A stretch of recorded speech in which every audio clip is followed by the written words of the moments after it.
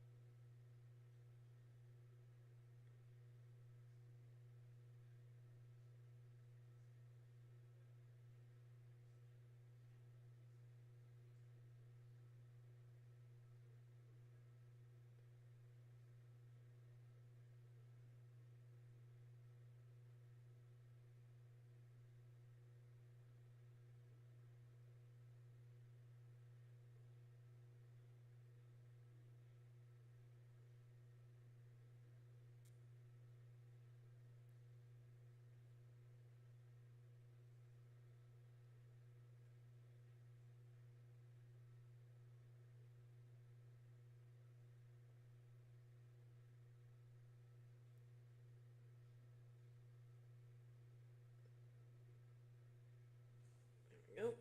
All right. Oof. All right. Can everyone see the game? All right.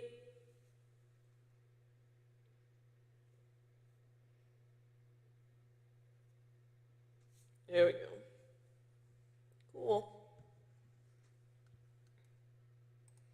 All right. Let's continue on with more Disco Elysium. Last time, examined a dead body, talked to some people, found some new things. Ugh. Feeling a little tired today, but I probably won't have a super long stream just because I got to get up early in the morning tomorrow. uh, relax, sit back, relax, enjoy the ride. Last time on Dragon Ball Z.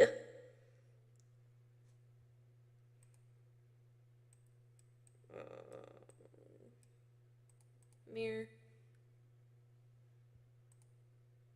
Words fail to describe how rank it smells in here. They should have sent a poet.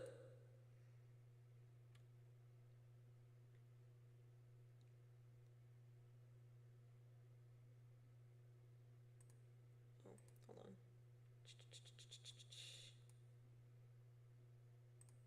Oh, hi, Charlie.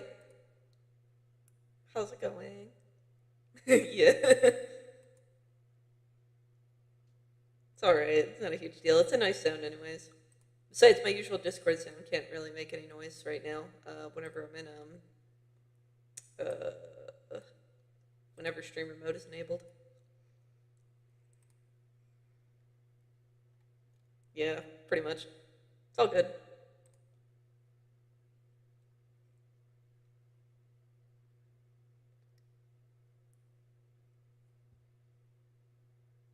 Okay, I should probably stream in Discord too. Hold on. Yeah. No, you're fine. Let me just stream here in Discord as well while I'm at it. If I remember how to. There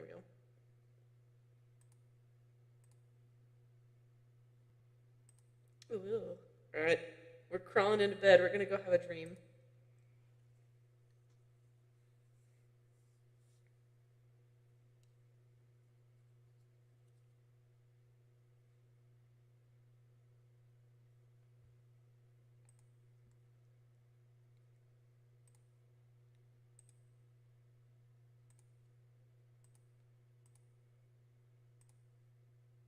Oh, fuck.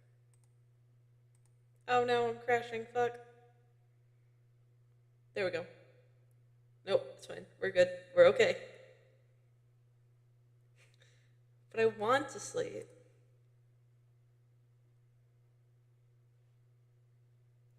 Why? Check the pillow.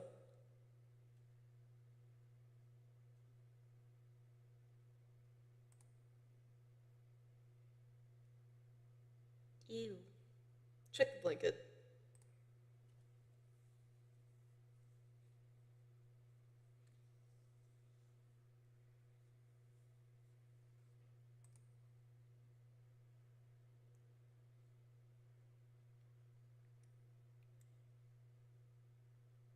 Roll over to the other side.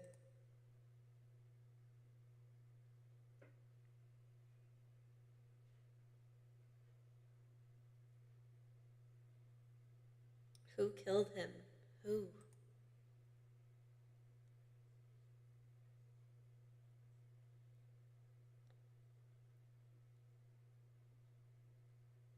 No more thoughts. Fall asleep now.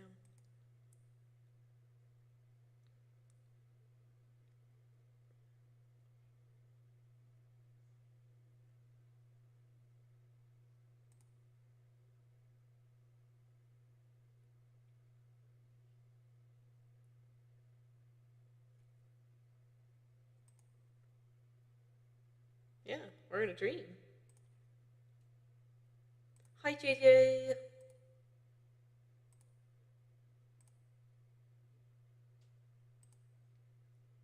Yeah, oh my goodness. World famous Charlie Coulson Spells is on stream with me.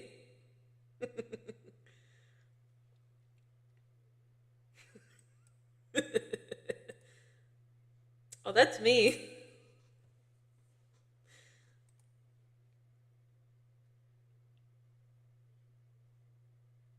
What is this?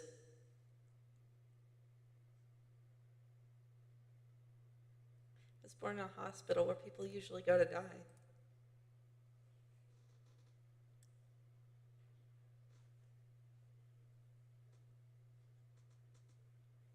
It's okay, JJ. No rush. Take your time.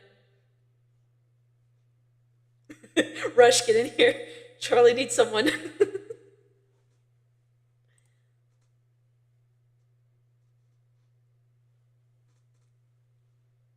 Tell me what this is. I'm not answering before you tell me who you are.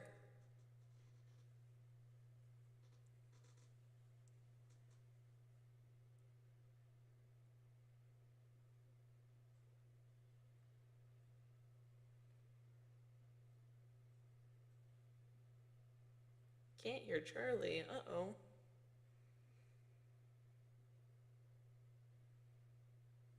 Hold on. Let me see if you can't hear Charlie. Oh, your witty commentary. Maybe it's just because I have... Is it because I have streamer mode enabled? Hold on.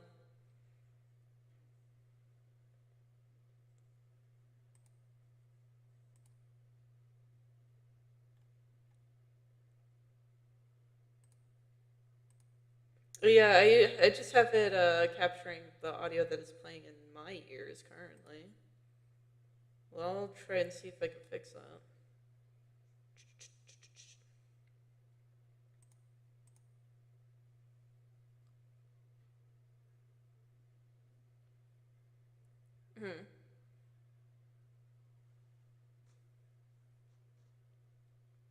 That's what I was thinking too.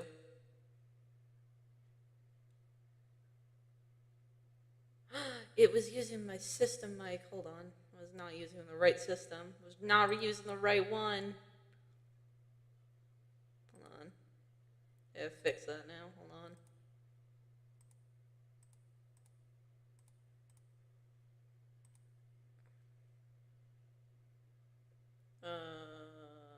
God, hold on.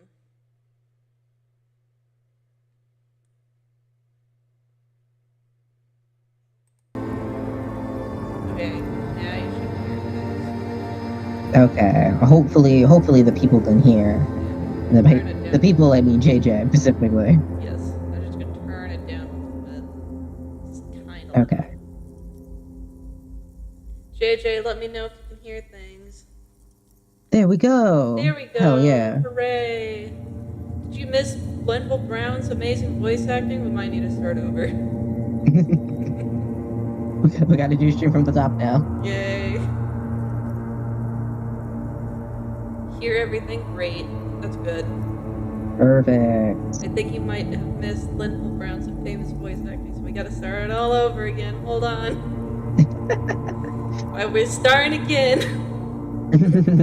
We're reloading the stave.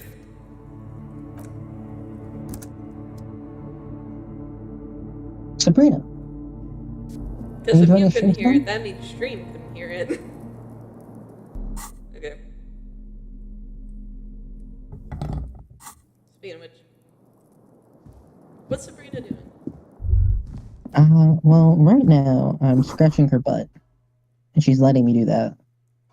Screech. And now she's running out my room.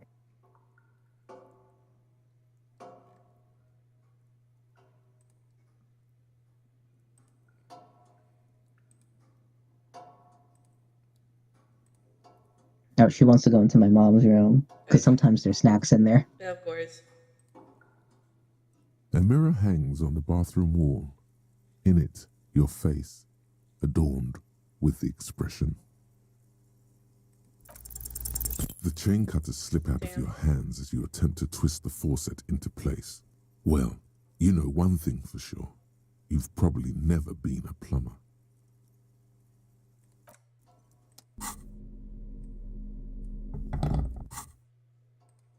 You heard it here, folks. We weren't a plumber at all. The Sad. bed is cold and not particularly inviting, but it's yours. The sheets look awful. The sheets feel at once coarse and clammy against your skin. The bed sags beneath your weight as you stretch out and finally close your eyes. And then sleep doesn't come. Oh boy, at the loading screen. Yeah. Oh no. Sabrina, please welcome don't back. crash. There we And go. then sleep doesn't come.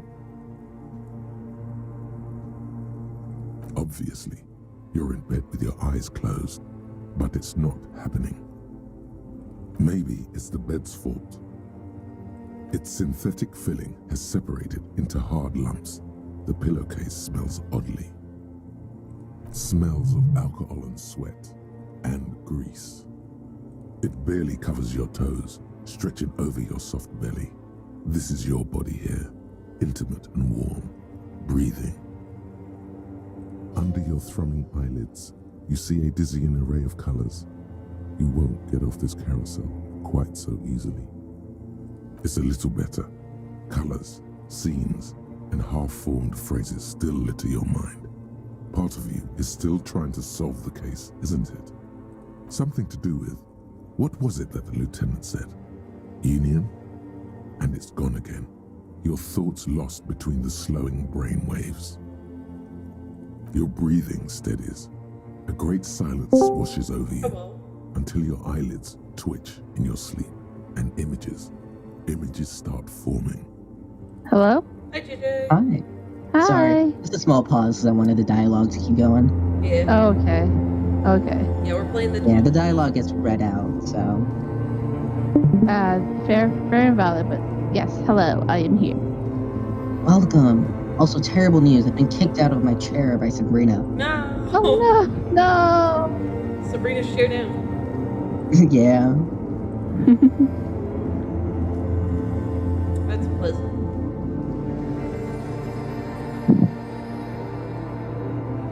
He's resting. Remember the scent He's of just your resting. childhood? Oh, he's just resting. It's fine. What it says on the can. Do you know the songs of your people? Answer the question. God. I'm so sorry. Oh, you're fine. You gotta have some levity. You're not kidding anyone. Oh my here. goodness. You don't remember shit. Tell me, do you remember your wife's hand on your face? You know who I am. I'm the bad day. ayahuasca, and then later in the streets, wandering. It's the worst day of all time, Harry dear. And it's coming. She will hear about it on the phone. Reality will turn into a grotesque nightmare. This will be the last thing you did to her. Tell me, do you remember the love of your life? Do you remember the warmth of her thighs, between her legs and in her mouth? That's right, funky baby. And you just stood there, one hand on the bottle and the other on your dick, watching her go. Let it all be dragged away from you. Tell me, where are your friends? Human beings have friends, Harry boy.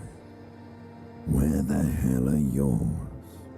I can get it back. No, it's gone. 3 times gone and never coming back. You failed. You failed me. You failed Elysium. What is Elysium? Everything. The Pale and the Islas. On the surface. The outer magnetosphere. Burning, furious truth. 8,000 years of written history. You really dropped the ball, Harry. 4.6 billion people. And you failed every single one of them. You really fucked up. Talk to you before. No, Harry. You were just talking to yourself. That's all you ever do. Even in your dreams. And the act is wearing thin. The spots of the disco ball fade around you. You'll be back in those cold snakeskins in no time. Sweating up the bed. Stinky boy. I can come back from this. You're not coming back from shit. Thrashing around in that high conductivity state of yours. Bumping into things and acting like a clown. Who are you kidding? I'm trying to solve this case. You're trying to what? I can't hear you. This is just a word dream now. Jumbled up garbage. The pictures are gone. The bed rises to meet you. A thin, sleep-like state. More glass than velvet, grinding in your head. So something is wrong. Sleep shouldn't be this bad, this dry, this unnourishing. There's something wrong with your thoughts. Some kind of new type of hangover. God, there's another type? Oh yes, party boy, and it's worse than the one before. Just think of the shit you saw. Here it comes too, so soon already. A silent alarm goes off in your head like clockwork, barely let you sleep at all. Time to get those clothes on, Harry. Time to go to work in the shit factory.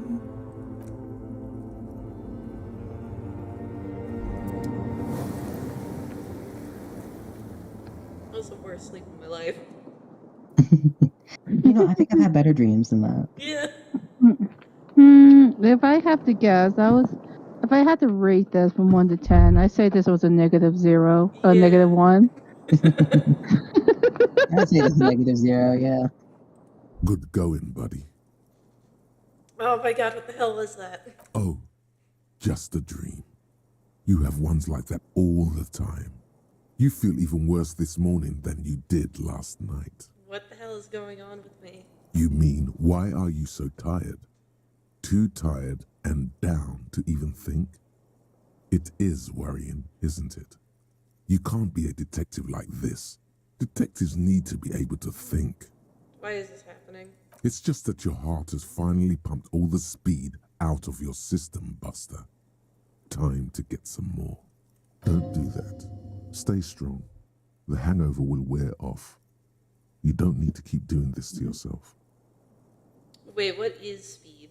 Speed is a potent central nervous system stimulant. It kept you propped up all day yesterday, despite your debilitating hangover. How else did you think you even got up from this floor? You got up from this floor because of a holy vow you made 16 years ago. With me. To wake up exactly 7:30 every morning until the day you die. Don't be silly. There was no vow. You were high on speed. That was the only reason you got up. You can't detect without it. It's that simple. What are we thinking, guys? Should we opt in and try to find as much speed as possible? I feel like, and maybe this is bold of me to say, doing drugs is maybe not the best option. Yeah. Yeah, okay. We're not going to take the speed this time. No, I can take this. I'm not going to be go looking for speed. Are you sure? Ready to live as this pathetic shell of yourself for days? Basically, a week. Let's be honest, 2 weeks. Maybe 3. You won't make it. Half the town will be dead by then. You will be fired. That's a lie. I can do this without the speed. Half the town won't be dead. Suit yourself, slow, sad shell man. See how you do without your spark. I'll be fine. Okay. Thought bubbles. Still, Everything will be fine, a lie we tell ourselves. everything's gonna be just fine. Everything will be perfect. Everything will be sunshines and rainbows. It's gonna be great. Let's shuffle.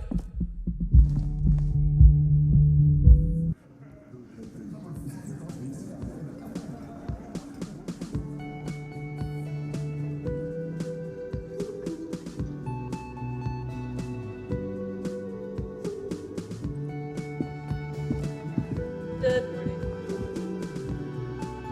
Morning. What's up? Looks like we can get to work at once. The union muscle turned up. They look rowdy. We should talk to them. What do you mean rowdy? I mean ungovernable. Martinez isn't exactly enthusiastic about the RCM being here.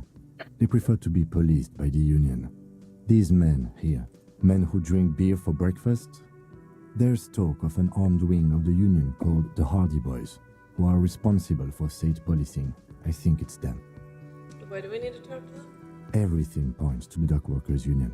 The belt used for hanging him, the circumstances in Martinez, my preliminary information, which may, of course, all be wrong. But we still need to talk to them, and it won't be easy. There's so many of them. Maybe we should call in reinforcements. That would just escalate tensions. No captain would sign off on it. Solving one murder isn't worth a conflict between the RCM and the debarders union. In fact, even the death of 2 detectives might not warrant an all-out war. So let's keep a cool head, okay?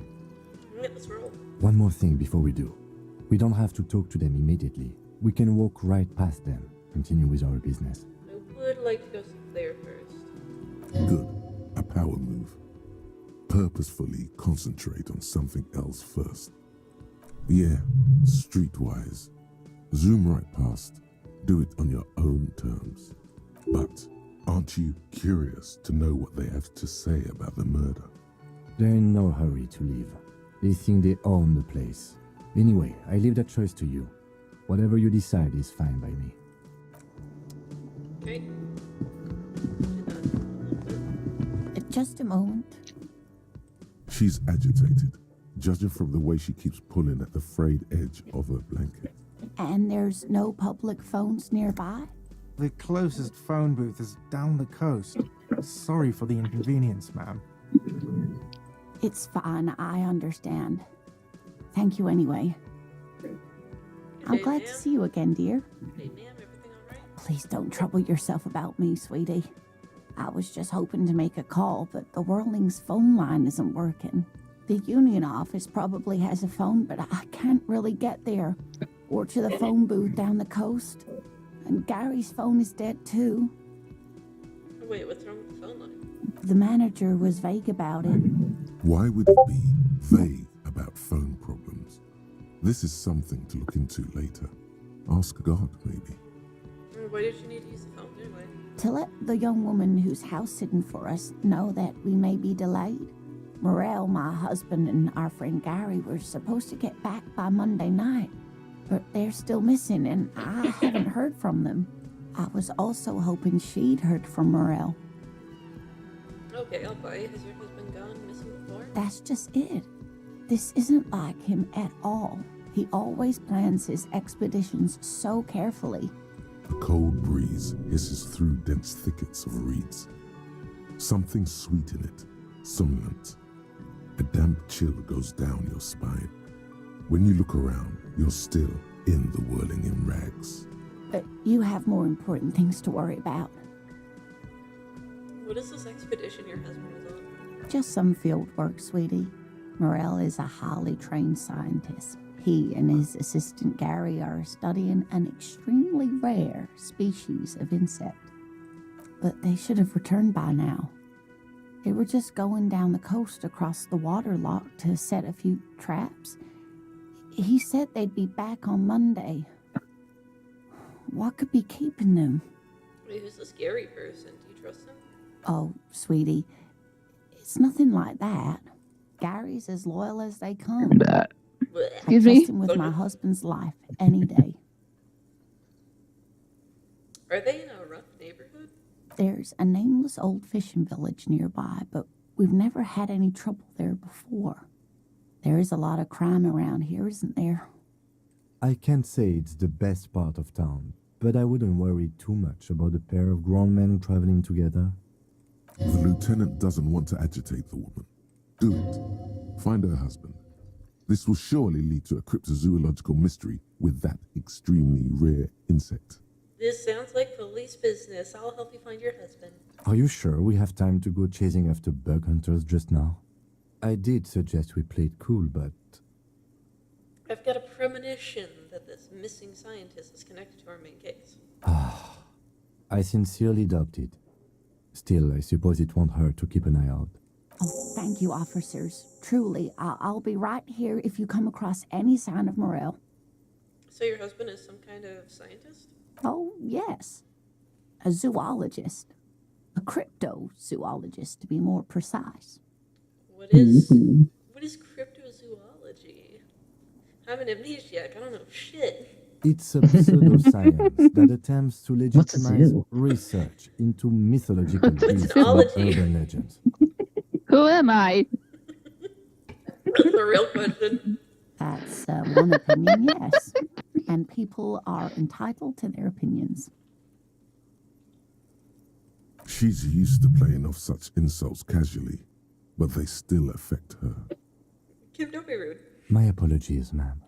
I did not mean to undermine your hobby. It's not a hobby, dear. It's a subfield of zoology, one specializing in animal species that are so exceedingly rare Oh, hold up. that many assume them to be extinct or even fictitious. Searching for such species called cryptids is difficult and often thankless, and frankly, many scientists are too lazy to do it. Universities these days are rarely interested in supporting real research. She's completely internalized her husband's struggles. They are her own. Tell me more about Morel. Looks, character, your relationship. Oh dear, I'm not sure where to begin. What does your husband look like? Well, his expression is slightly grumpy, but his eyes are always bright and curious, like a small boy's. And his palms are quite coarse from all the field work, but he's quite gentle. It's always a challenge to describe the person you know best in the world. Let's try again. If I were trying to meet him on the street, what would I look for? Oh, well, he's a bit shorter than you, but with a larger frame, and he has longish white hair, usually a bit uncombed. You might say wild, even. The lieutenant pulls out his notebook and begins jotting down the woman's description. One other thing, he'll likely have all kinds of field gear on him, even if he's not out in the reeds, just in case. How long have you been married? We'll be celebrating our 16th anniversary this autumn. Not the most numerically satisfying anniversary, but I like the less obvious milestones even more somehow. How did the two of you meet? By a dating agency, I'm ashamed to say. I was looking to get back into the scene after recovering from my accident, and he'd just divorced. We hit it off, and, well, here we are. She's skipping over some important parts. Perhaps you'll find out more later. I hope I've been useful. Tell me more about this rare insect your husband is looking for. Oh, sweetie, it's fascinating, but I shouldn't bore you with entomological minutiae. The lieutenant gives you a sideways glance. No, I want to hear about the insect. I want to hear about the bug. I want to hear about it. It's a phasmid, technically, but I want to hear Oh, about yeah. it too. Here comes the interesting. where other phasmids imitate sticks or leaves, this one's a living reed. It disguises itself among the reeds here on the Insulindian coast. Hence its name, the Insulindian phasmid. Perhaps you'll end up co-discovering the phasmid with us, officers.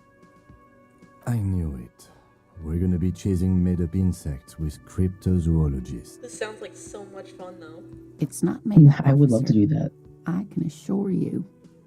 It's simply elusive, so much so that most establishment zoologists doubt it exists at all. What makes you think the phasmid is around here? Well, some teenagers making out in the reeds saw one. They didn't know what it was, of course, but there was a brief article in a local newspaper about their encounter with a ghost insect that looks like the reeds. Gary sent us the clipping. So, a newspaper clipping is all the evidence you have? Of course, most phasmid sightings turn out to be false alarms, but their description matched the Insulindian phasmid perfectly, and they didn't even know what they were looking at. Enthusiasm has wiped the worry from her face. Her eyes sparkle behind her glasses. You seem really excited about this cryptid.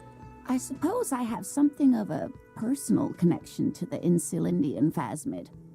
All scientists have their little hobby horses. So, is it dangerous? Not at all. Why else would it hide itself so carefully? Is it valuable? Oh, I doubt it. No one gets into cryptozoology for the money, sweetie. Does it have cool powers? Yes, it can blend in almost perfectly among the reeds. It's how it stayed hidden all these years, centuries even.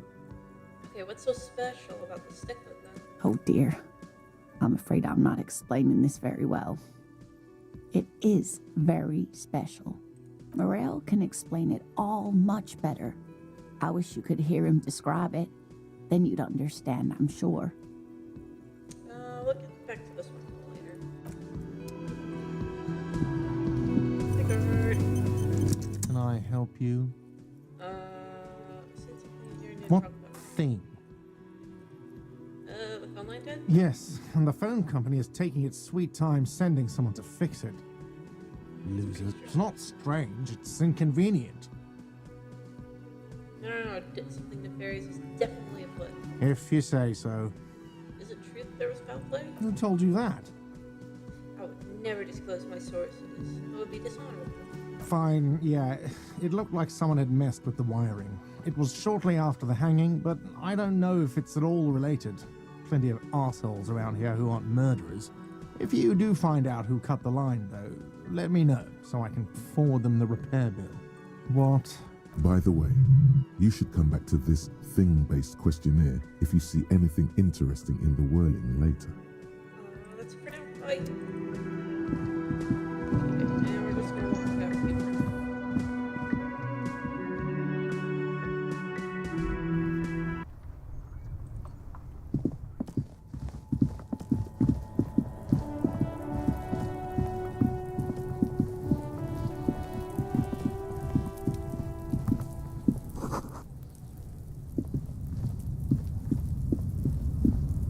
inconspicuous pile of the roofing material Eternite. It's nothing. Someone just left some roofing material slanted against an old shack. Right, let's see it. Because it's nice and orderly, well-laid pallets, easy on the eyes. No, there's more to this. You get this strange feeling. What feeling? Hard to say. It's gone now. Feelings pass, you see. Especially the small ones. Damn. Alright. Get back to that later, I guess. Actually, Kuno, you got something for me? Fuck does Kuno care? Got the crime so you kids off and play in these. In the Right, yard. pig. This is where Kuno plays with his little wooden choo-choo. Fuck do you want with it?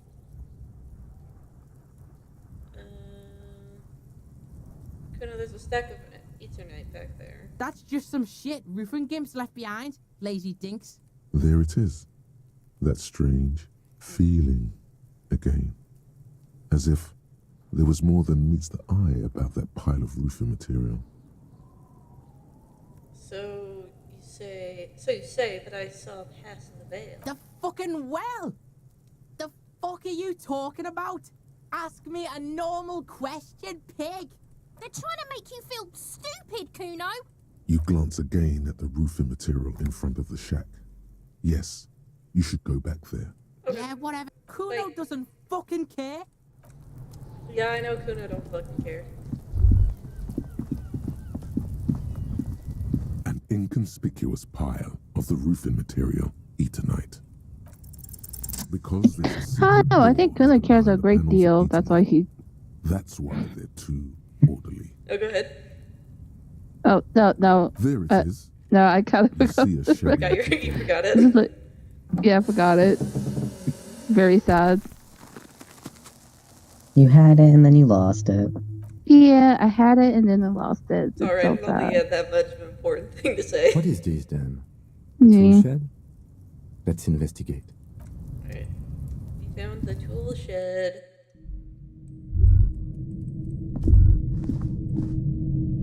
Get some money. Silver plate with traces of bone yellow powder. Be still, my beating heart. It's amphetamine. Sweet amphetamine. We said we weren't going to take drugs. The lieutenant isn't studying the powder in the mirror. He's studying you. Someone is taking narcotics here. Perhaps the police should interfere. Perhaps not. This is below our pay grade, detective. However, see that ladder there? It's probably another way into the industrial harbor, no? A secret path the local kids use. Sounds good. You're a pig's head. It looks mummified. It's older head. Nope. An empty tube of magnesium supplement.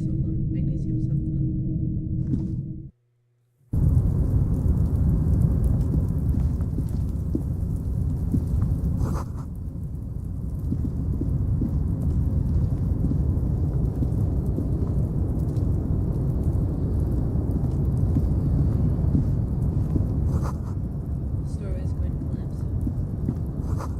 Restoration pillars rose together. Money Ooh, money. and a postcard.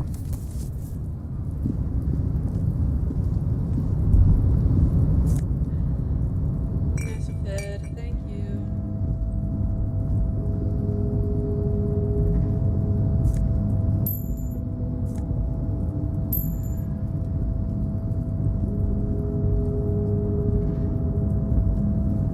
Looks like someone left his tarpaulin cloak hanging on the railing here. Man down, a trooper has been left behind the enemy lines. You could swear it's more of an instinct than an actual sight. But you know there's the RCM signature rectangle on the cloak. It's a cop's cloak. A cop's cloak, it's a cop's cloak. Yes, it's probably yours. It bears the RCM insignia, and you have a habit of being careless with your equipment. Shush!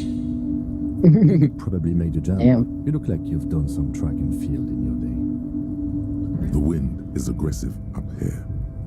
The lieutenant looks at the enormous crane towering in the distance, over the container yard. The look in his eyes is a mix of the engineer-like interest and the wonder of a 6-year-old seeing a horse for the first time. Motherfucker. Now that's a huge crane. Yes, that's one way of putting it. It's certainly an impressive achievement of engineering. But I digress. We were focusing on your cloak here. Do you really think this cloak is mine? Should I go for a jump? The cloak? I do think it's yours, yes. As to whether you should go for it, well, it doesn't seem too dangerous. 2 meter stops. Whenever you're ready to do it, I'll be right behind you. That's still pretty low. Give me a sec. Is it time to save scum? It might be time to save stuff. And also Yeah. switch out and shoot this one.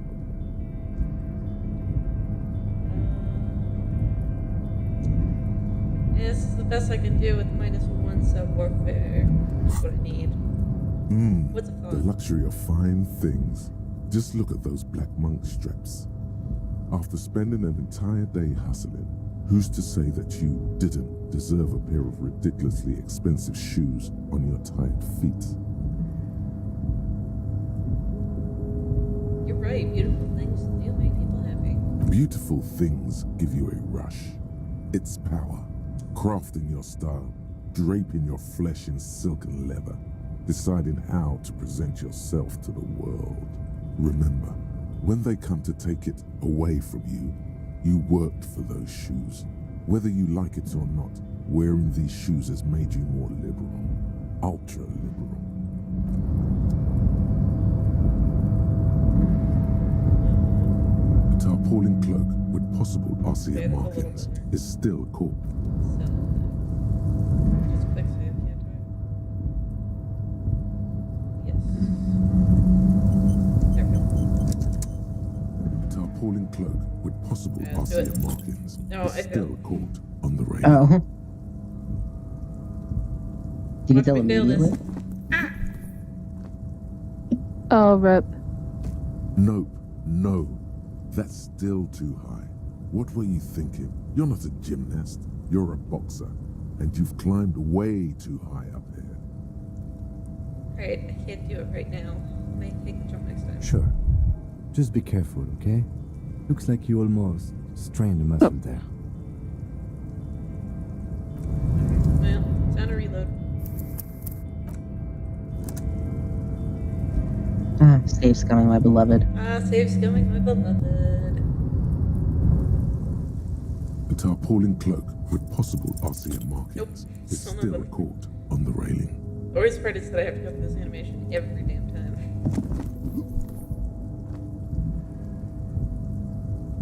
Nope. Nope. Nope, no. No, it's too high. You're too high. I'm too scared. I'm too Tarpaulin scared. cloak with possible RCA markings is still caught Okay, did it. on the railing. Check this As shit you leap out. in the air, the chill breeze Noise. engulfs you, sharpening your senses. Close your eyes, let your senses take in the world around Ankles 360 no scope. blood roaring in your ears. You are ready for your rendezvous with the concrete pavement below. Make sure I don't ever see that. Is about its daily routine. That was As good. you soar through the air, Thunder the failed loud his voices check. of protesters mix with the you. Yeah, distant Thunder sound failed a skill from check. the traffic jam. Yeah. Waves crash against the Eh, air, it was and about to dense, happen sooner or salty sea later. air fills You should have your saved lungs. scums. I should have. He's so on the money, Bratan. Just imagine yourself dual-wielding a bottle and a flaming cigarette whilst airborne. Don't let go of the moment yet. The little backyard, kingdom of Kuno, looks almost idyllic when it's not dominated by a decomposing human I think being. I've got this dialogue before.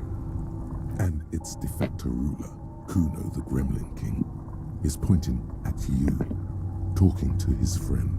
What is he saying? Flying faggot, winged pig, shit is airborne. These are the only words the wind coming in from the Insulindian Ocean carries to you. Continue the voyage through the salty air. Nice.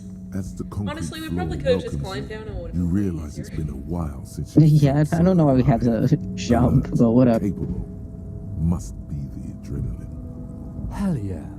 My climbing might not have been as disco as your jump, but can we still get an aces high? Hell yeah, we can. With your feet firmly planted on the concrete, the noise of the harbor rushes back in.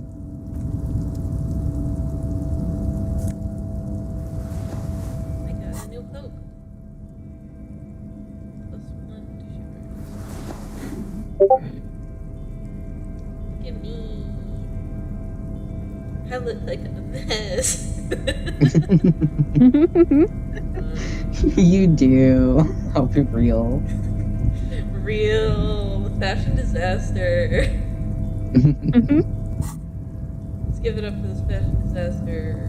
Hold on. Let's go here first.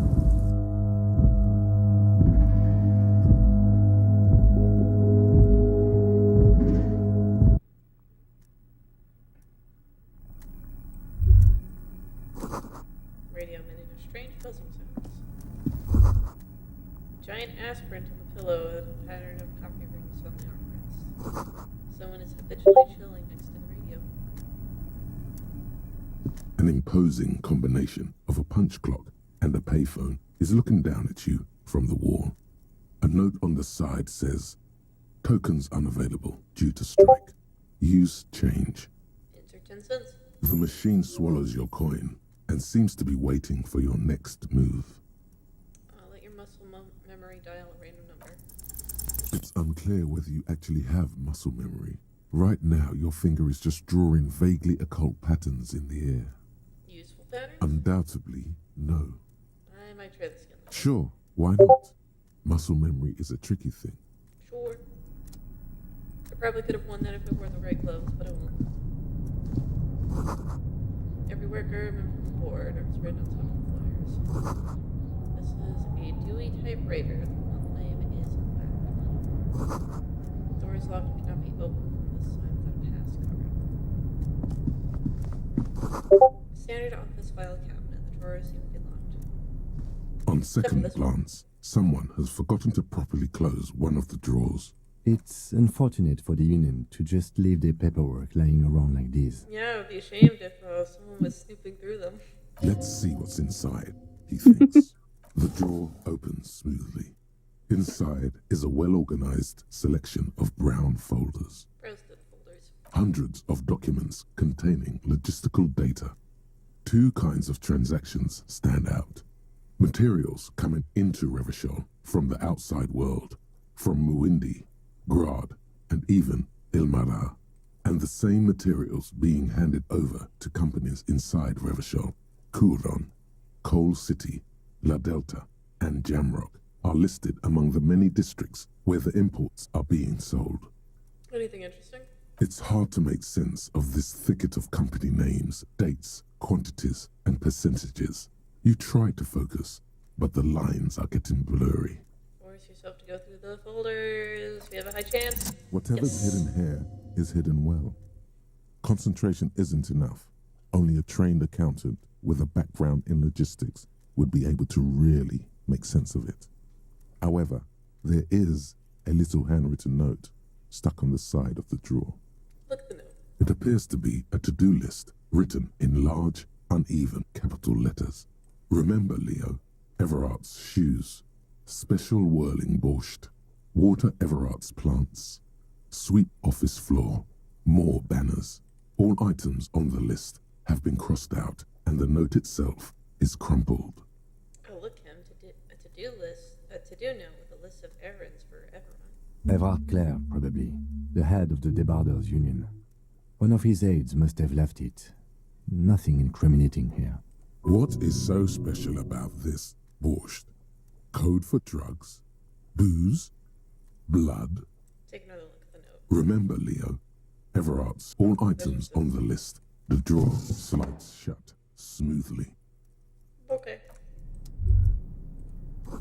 Someone left the coffee in the machine. Dark liquid in the pot looks almost sentient.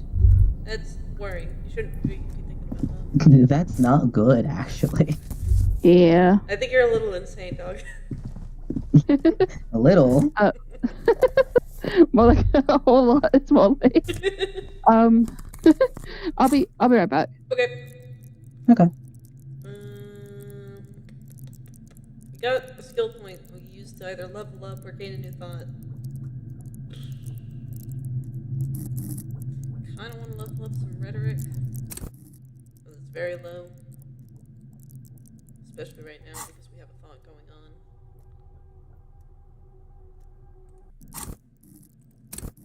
Let's level it up for right now.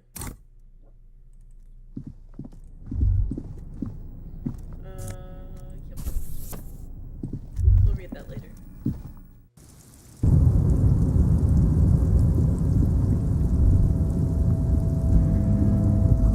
Collecting rainwater.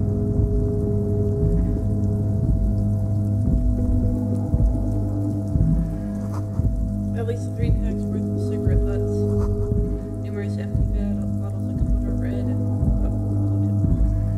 Numerous empty wine bottles glisten in the rain. Someone partied really, really hard here. Wait, how hard? Well, they went through 6 bottles of potent Pilsner, 3 bottles of Commodore Red, and almost 4 packs of cigarettes. It must have been pretty hard. Did I do this? Well, yes, I think we can say with relative confidence that it was you.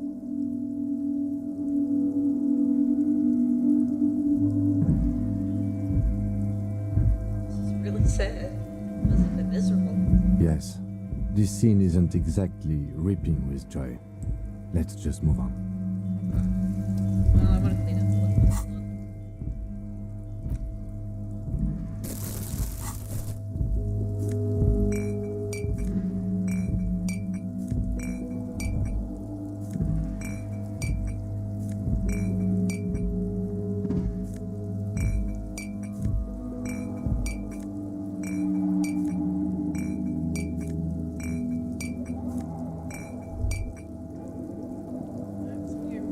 I love my cleaning simulator. This is the night watchman's booth. The name on the door reads, René Arnaud. Yeah, I'm gonna take a quick look around here. If you must. But please hurry, we are pretty easy to spot up here. Nothing incriminating catches your eye. The cabinets are clean and their sparse contents meticulously organized. There's a framed photograph on the table. Looks like the inhabitant is rather pedantic when it comes to order. Take a picture. It's a black and white photo of a young couple out in a street fair. The man is young, dark-skinned, and dressed in a Royal Carabinieri uniform. The girl is smiling playfully at the camera. Why did you take that? I'm making an artistic photo collage, Ken. Of course you are. What murder investigation would be complete without an arbitrary photo collage? Yeah, see, you get me. They understand. He understands. He gets it. Not that Linda.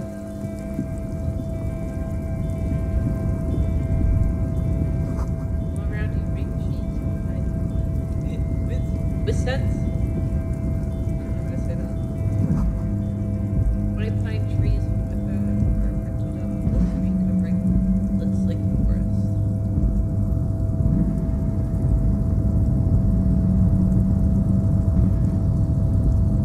Oh, a button. See if we can press it. A rusting control panel with several knobs.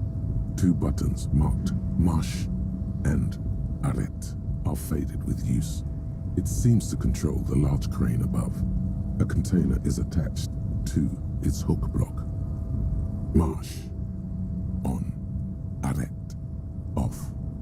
Mosh. With a loud grind, the crane shifts overhead, moving a massive metal container through the air.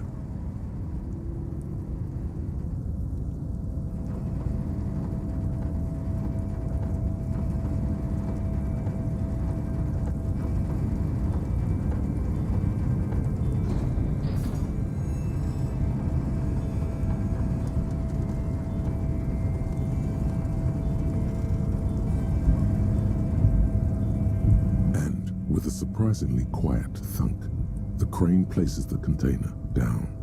The harbor sleeps as the strike rages in the distance. The crane can rest again, now that its purpose has been fulfilled. Its purpose? What do you mean? Moving this container, of course. For this purpose it was built. For this purpose it has acted. And now it will rest. I can't see how that was worth the ruckus, except for seeing the crane in action, which I admit was satisfying. See, we get it.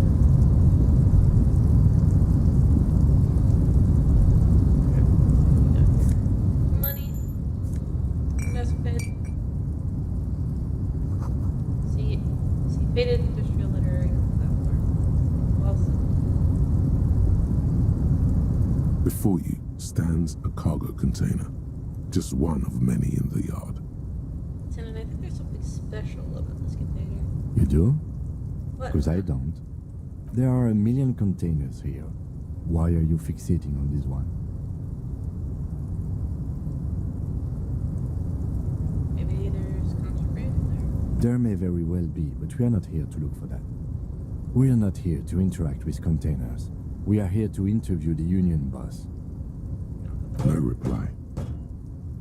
The knock produces a hollow ring of metal. Doesn't sound like there's anything inside the container. Open the You door. attempt to turn the handle, to no avail.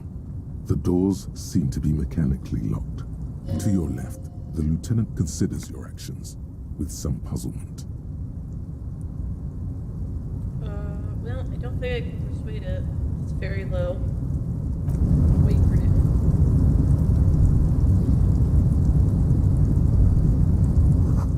Shipyard. That is open.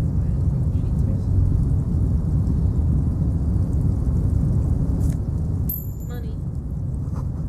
The speaker tower is silent. There's no work to organize its work.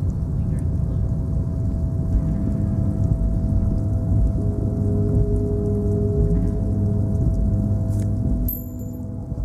industrial sized thermos. Smells like burnt coffee.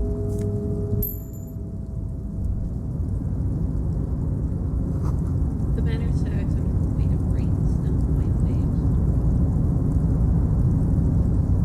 Container, container, I'll turn you nice and red. Container, container, put the logos on. The accent is so thick, it's impossible not to notice he's Ubi, from the vanishing peninsula of Ubisunt on Muindi. Container, container, used to be Wild Pines. Container, container, now belongs to Everard. Hi. Everard, Everard, Everard, he looks after everyone. Huh? Well, hey there. How can I help you, mister?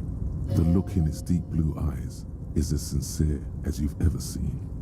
Kind of makes you feel like an arsehole for no apparent reason. Damn. I see you are not a union man, mister. Did you get lost? You're not one of them scabs, are you? No, of course not. I mean, I don't personally mind. Folks is just folks, you know, and folks gotta eat. I like this Just guy. some of the other guys don't look too kindly on the scabbing This guy's kind, solid. if you know what I mean, mister. What are you doing with the containers? Oh, I'm just making some covers for them containers here. Yes, I am. Yes, I am. So it's easier for the crane operators to spot them. What's going on here? Everything is so pretty and red.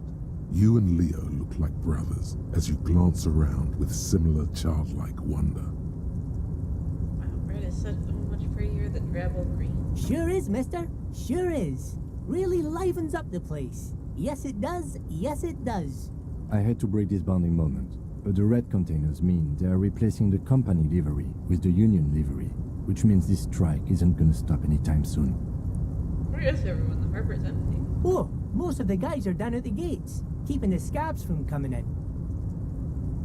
We're on a strike. The whole union is. You don't have to work when you're on strike. Ha! We haven't worked for 2 months now. So no one is working? Not everyone is down there, of course. Mr. Everard is in his office, where he always is. Hello, And Maslow. Jean-Luc is guarding the gate. Hey, Maslow. Titus and his boys Also, got into apologies some if you can drunken hear trouble and Minnie. Everard sent them She's on the a nice status cat in the world vacation right now. For a week or so. No, I can't hear it at all. But Okay. Please tell her that I love her. Minnie, Smarties loves you. She just wants to be let into the room. She cares not for anything else. Oh. kind of trouble did this Titus and his friends get into?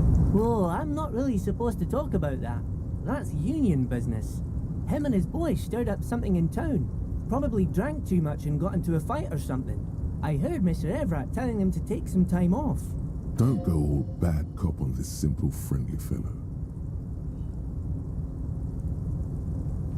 What did they actually do? I guess the boys got a bit too rowdy and had to let out some steam. I don't really know the details. That's just how boys are, you know. I haven't been in a fight since I was in middle school. Easy, Leo. Let's keep this on the hearties.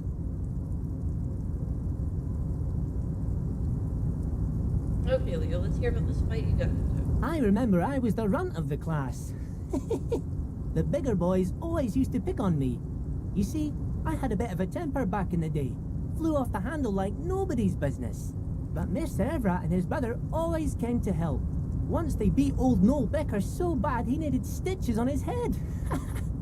Noel never started another fight with anyone after this. Mr. Everett and Mr. Edgar are real nice guys, mister. You should go talk to Mr. Everett. I'm sure you'll be good friends. He's friends with everyone around here. You're never getting anything useful out of him. It's good enough you found out Everard has a brother called Edgar, and he helped Leo. Do you work here? Yes. Everybody needs a job, and this is mine. I'm Leonard, by the way. Leonard Bellick. But everyone calls me Leo. I'm like Mr. Everett's right-hand man when Mr. Edgar is out of town, and Mr. Edgar's right-hand man when Mr. Everett is away. Actually, Miss Beaufort is the right-hand man, but she's a lady. Who is this, Miss Beaufort?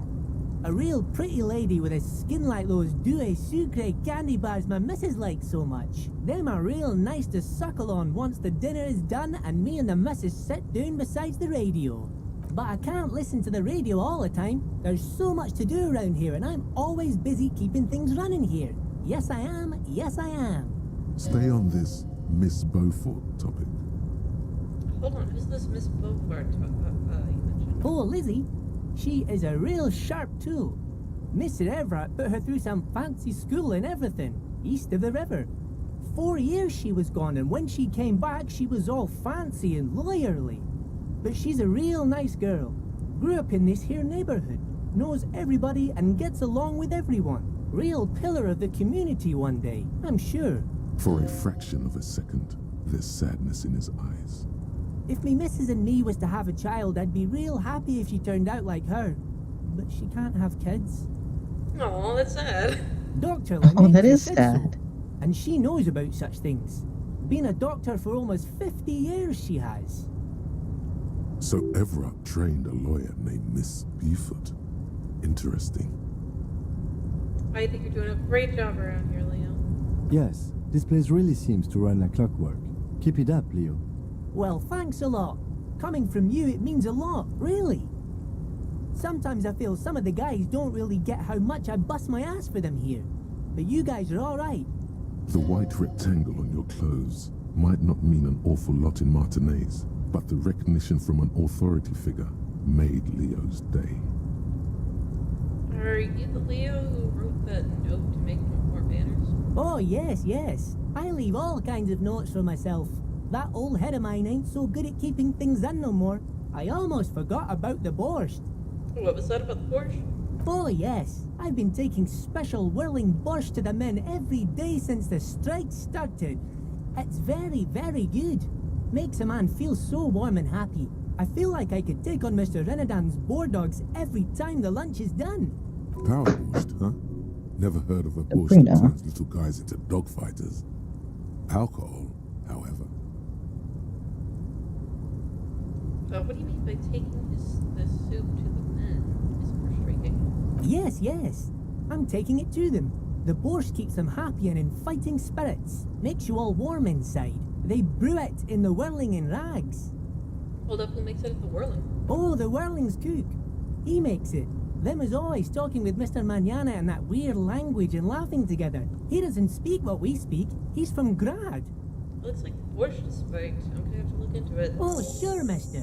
Sure. You do that. Yes, sir. What's in that container over there? Oh, that one. That should be empty as far as I know. Lots of containers here have nothing in them. They're just waiting to be loaded up. Told you. Damn. I'm looking for the leader of the Dockworkers Union. Oh, you want Mr. Everard then? He's an awfully nice fellow, he is. Him and his brother are both nice fellows. They've lived their entire lives in this here neighbourhood. Guys like Mr. Everard and Mr. Edgar, his brother, are real good guys. Made Martinez what it is today. Mr. Everard and Mr. Edgar and I went to the same school we did when we were boys. Patience. Deep down you have the mental power to keep listening. Not many would, but you do. Do not interrupt, Mr. Leonard. Had an arithmetics teacher, Miss Bellows. Her real name was Miss Bellams. She was a real pretty lady, but when she got mad, all the boys liked her, if you know what I mean, mister. We used to sneak in her yard in the dark and peek through the window. One time we saw Miss Bellows with a fellow. Yes, we did, mister. Don't say anything. Them was naked too. That's all I got to say about that.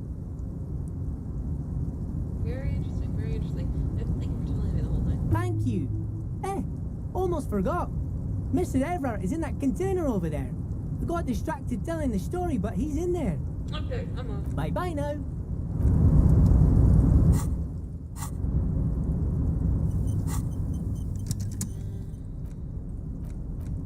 Checking all my stuff. Okay. Alright. Okay. We got a boss fight coming up. Boss fights are a thing in here? Yeah, they're kinda. They're more like boss talks.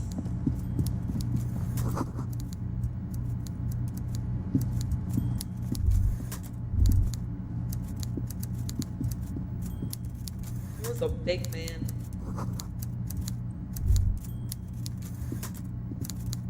Okay, I'm gonna save real quick. Yeah. Before you is a walrus of a man seated behind a large desk. He looks up from his work, not the least bit surprised to see you. With great effort, he straightens himself up in his chair, yet says nothing. He simply stares at you. A typical power play. Wait for him to speak first. Show him you've got a backbone. Say nothing, look him dead in the eye. The one good eye of this man fills you up without even flickering. The other, his lazy eye, is constantly moving like a goldfish in a tank, grotesquely magnified by his +6 glasses. For a moment, you don't know where to look. It is unbearably humid in the trailer. Beads of sweat slide down the man's forehead. Keep staring. At first, nothing happens. His face wears a wide and self-satisfied smile. Every now and then, he smacks his big lips. Like a general over his maps, he plots his moves. Judging by the way he's licking his chops, it's going to be a good one. So, Mr. Dubois, Mr. Kitsuragi, how nice that you found a moment to pay a visit to the Debardairs Union. I'm Everard Clare, head of this little operation here. Please, have a seat. The folding chair looks like a torture device. Extremely uncomfortable. You go ahead, detective. Whatever he has in store for you, it can't be good, he thinks. I'll do my best. Forget about that. What's with this Dubois stuff? You're getting some seriously bad vibes from that name. Are you going, Mr. Dubois? Please, Mr. Dubois, let us converse in a civilized manner, as equals. Take a seat. I insist. It's nothing. Yes, that's probably right. It's nothing. Forget about it. Filter it out. He's trying to throw you off your game with this Dubois nonsense. Don't give him the pleasure.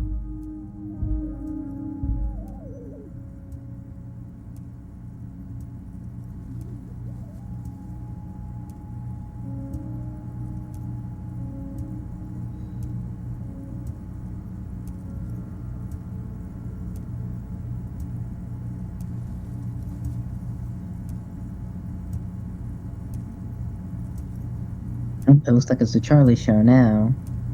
This is my stream. I'm taking over.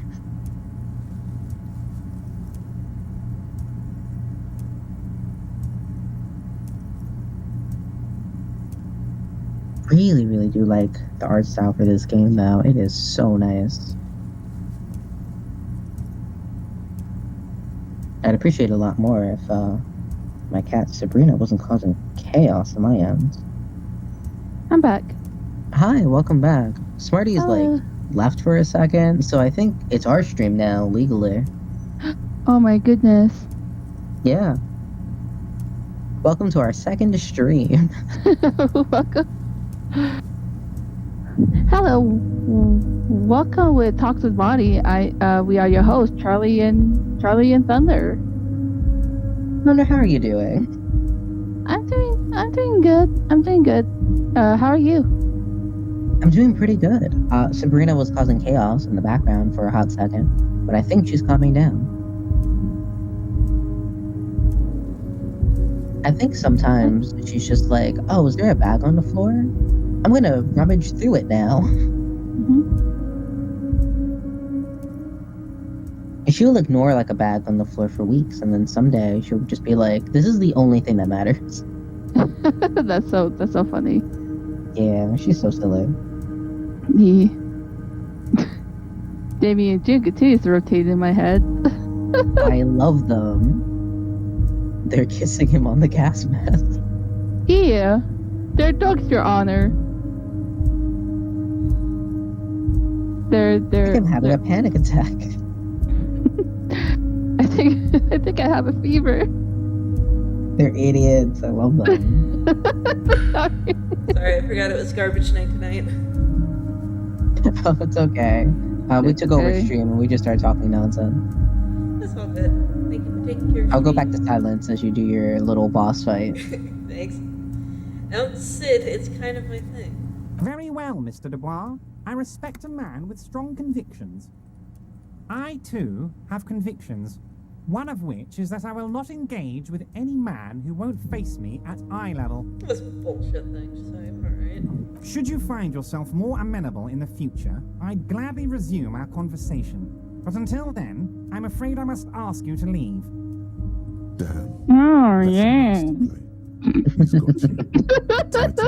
He's got a real funny voice, to be Guess fair. you just have to sit. I was about to say, the voice is perfect, actually. It's a great voice for him. The voice acting for this guy is really good. He knew the character, he saw it, and went, I fucking got this. Alright, I guess we're taking a seat. Excellent, Mr. Dubois. I can see that you're a reasonable man, and reasonable men can be of great use to one another. Oh, hold on.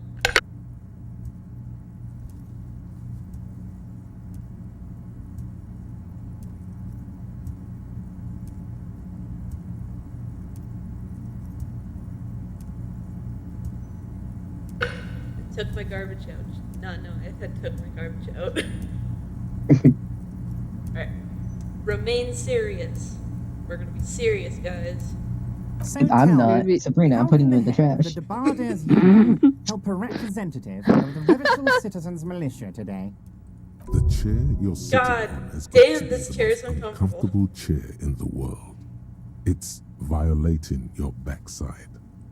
By the way, I heard you got a rather rude reception from a certain Lawrence Gart.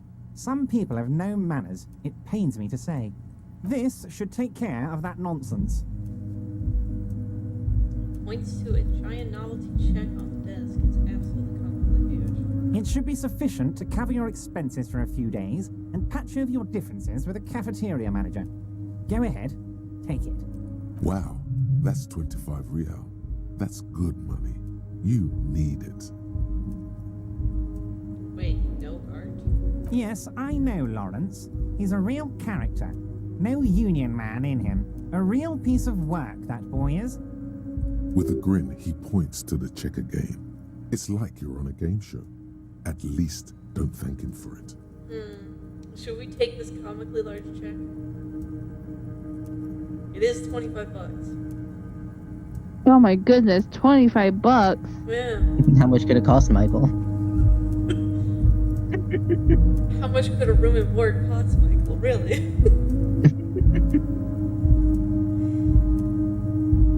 But also, it's way less than what Joyce gave us, which is 100. We can do better. We can do better than that. Keep it on. Okay, okay. I respect a man with principles. No handouts, then. Now, I'd like to set your mind at ease about one other matter. Your lost gun. Oh, shit. Let me assure you, Union people are on it as we speak. I've got my best hounds looking for that lost gun. His slug-like lips move, but all you hear is an echo. Lost gun, lost gun, lost gun. The world is swallowed by a black hole of fear. Only 2 words escape its gravitational pull. Lost and gun. Not worried. I got this. Are you all right, Harry? You say you got this, but you seem a little anxious to me. Don't be. Everything's going to be all right. It's not like you left it loaded. You didn't lose a loaded gun. Local children aren't out there playing with it right now, pointing it into their own mouths. It's in a safe place. I just know it. I have a feeling everything's going to be all right. It was loaded. There were 2 bullets in it. You always keep at least 2 barrels loaded. Kim? Officer, we will deal with this later. We don't need Mr. Clare's help with this. I wouldn't be so sure about that. This chair is killing me. This is the chair that kills you. This is the chair that kills me. God, you're sweating. Your knee is jerking. You're about to cry, aren't you? You're about to cry because you lost your gun and those children are going to shoot themselves. They just said you're about to cry. You really did say. No, I'm not about to cry. Mr. Dubois, I'm about to cry. you don't look so good. What is this, Mr. Dubois? He keeps repeating. What is he trying to pull here? You need to cool the fuck down. Chill. Mr. Dubois! Mr. Dubois! Harry! There are no Harrys. Like, I go to your safe place. While Everard is distracted by your odd behavior, the lieutenant's eyes are mapping everything around you. The folder, desk, papers on the wall. Mr. Dubois, are you okay? Can I get you a glass of water or something? Are you having some kind of medical emergency? I'm having a heart attack. Maybe you could use your hands somehow, in a kind of throw-in motion, like you're throwing that Mr. Dubois act right back at him. He's Mr. Dubois. Oh, these are all terrible options. I'm melting. What an odd demonstration of... you got me, Harry. I don't even know what. As entertaining as it was, I'm afraid we're wasting our time. And I'm an extremely busy man, as I'm sure you are too. Okay, enough. We are here to ask you some questions pertaining to a murder investigation. Thank you, Kim. Quick, here's your window. Get yourself together and ask him questions. Police officer questions. It is about time to stop embarrassing yourself. Questions will help you regain some of your lost dignity. Okay, damn. You had dignity? I had dignity? Damn. You call me Mr. Dubois? Why? Of course. Let us dispatch with the formalities. You call me Everard, I call you Harry. That's what the hanged corpse called you. Harry. So that's really my name? My God, so it's true. I didn't want to believe it, but you are a fantastic science fiction amnesiac cop, aren't you? What are the odds of that? Oh, by the way, boss fight over. Boss fight is over, that was it. Oh, okay. We won! We won! We did it! Fucking lived! Yay! Did it! Da, da, da, da, da, da, da, da. I would love it if after a stressed conversation with my manager, I got a little thing. It's like, you beat the boss. You beat the fucking boss, thank God. My memory's fine, I'm just testing. So good to hear that, Harry. Apparently my sources were wrong. However, if you did have a spot of memory trouble, I could help you out. With my big fat folder. What? It's just a brown folder. You can't make out what's written on it. Are you trying to tell me you've gotten hold of some of our documents? Mr. Kitsuragi, would you mind? Me and Harry are talking about his lost identity right now. Don't just jump to the folder. That's not smart. Shows you're on the edge. Do some probing first. Where'd you get that folder? Ah, this? My friends in your organization gave it to me, Harry. I find that very suspicious. May I have a look? I'm afraid this is meant for Union eyes only, Mr. Kitsuragi. I'm sure you understand. Please continue, Harry. As you look at the folder, Everard covers it with his hand and pets it. He's hiding it from you because it's not a real RCM folder. It's just another one of those brown folders you saw in the file cabinet. It's not an RCM folder. Okay, Harry, you got me. This is from the Census Bureau, not the RCM. Those Census Bureau people are absolutely corrupt. You should do something about them. He got the name from the Census Bureau, and everything else from your actions here in Martinez. Yes, Mr. Kitsuragi from the Oh, Census excuse me. Bureau. Like I said, now Thank I'm you. actually a very busy man. So is there anything else I can do for you, Harry? That means he doesn't really know anything about you. Gosh. A pity. The mystery of you will have to remain a mystery for the time being. So the Census Bureau says my name is Harry Dubois. Yes, that's what I said. Try to keep up, okay? Let's move on. I want to talk about the hanging. Oh, of course. That's your main thing here. That's why you're in Martinez. I know everything that goes on around here, and I would love to discuss it with you. I mean, it's no secret that the lynching is connected to the strike. So much to talk about. Honestly, it's been weighing on me so heavily. I understand you need to interview me, I sense it's a butt. but there's a thing that's been keeping me up at night. I want to talk about the hanging. I mean, if we could just calmly talk, exchange information, we could blow this thing wide open. Yes, that sounds good. Let's do that. But I can't think straight with this thing weighing on me. You're police officers, aren't you? I have a crazy idea.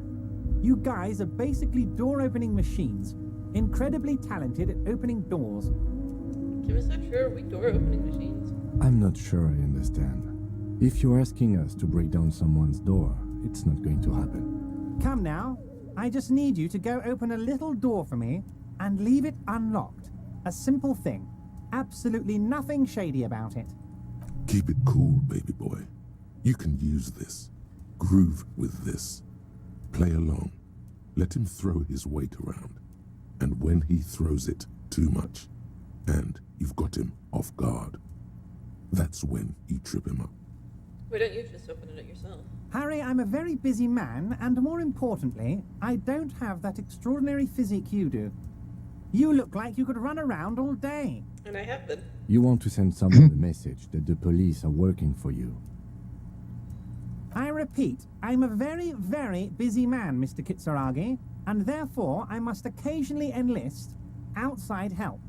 So what will it be, Harry? Whose door is it? Oh, no one's. It's just a weasel. A weasel lives there. Nothing for you to worry about. What do you mean by weasel? A loud blabbering weasel. When weasels feel no one is watching, they start acting foolishly. Just go there, unlock the door, and leave it open. It's been such a burden on me, Harry. I just want this to be over so I can discuss business with you.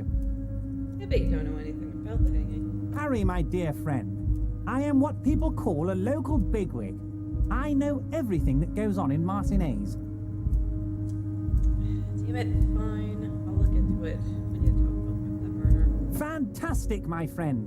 Just let me know when it's done and we can take our friendship to the next level. You can get the key from Manana. He's down by the gates. Manana's like a free agent in the Union. Special operations. Hardened socialist. A real free thinker, too. He'll tell you precisely where the door is. One last thing, Harry. Just open the door. You don't need to go in or anything. I just want that weasel to come home and see the unlocked door. I'm looking into your shady brew. I don't know what that means, Harry. Shady brew? There are so many moving parts in my operation, I can't keep track of them all. You know what? Don't even tell me. Whatever it is, do it. Surprise me. Just one thing. If you can, make it even shadier. He sincerely has no idea what you were talking about. And he doesn't care either. What's in the container that's outside of your office? My dear Harry, there are literally millions of containers in this harbour. I couldn't possibly remember what's in all of them. There's something special about it. It's attached to the Colson grain. Harry, you smooth-talking son of a bitch. Time is a precious resource, and I don't have enough of it to count containers with you. Smooth talking. Maybe that's the way to go about opening the container. You should at least try convincing it. Alright, let's talk about my lost gun. Yes, your lost gun. My best men are on it. They're turning every stone, searching every playground, asking kids, grandmas, everyone. Your gun will be found, Harry. Let me assure you of that. It's just a matter of time and effort. The only way to find it seems to be working with him. He might even be holding your gun hostage. Hold on, could he really hold my gun hostage? Who knows? Only one thing is certain. If you work with him, you're going to get it back. And working with him might be the only way to do it. Does this mean if I do things for you, I will get my gun back? Damn it, Harry. That's exactly what it means. I'm only kidding, of course. Of course. I understand. We help you, you help us. I'm told the Union is involved in local drug trade. What? Harry, how could you say that to me? You know I appreciate a joke as much as any Johnny Fat guy, but I can't take slander. Are you actually investigating this? No comment. Harry, you wound me, Harry, in the heart. But I trust you to put this to bed. Do what you must, and let's change the subject, shall we? Thank you for your understanding. We will continue to do what we must. You too, Lieutenant. You know, I like you, but you never were my favorite. I'm a Harry guy. I'm Team Harry. Are you sure you want to be Team Harry? None taken. Did we have Team anything Harry to or do Team here, J? Harry? Pick a team. Team Harry or Team Kim? What are we thinking? Wait. I You think need Team this Kim. to get in I think and he's out more through the put gate. together. Thanks. I was wondering how I'm supposed to get out. Here, you're one of us now. A real red and white Union man. Take care, Harry. Cool, let's leave.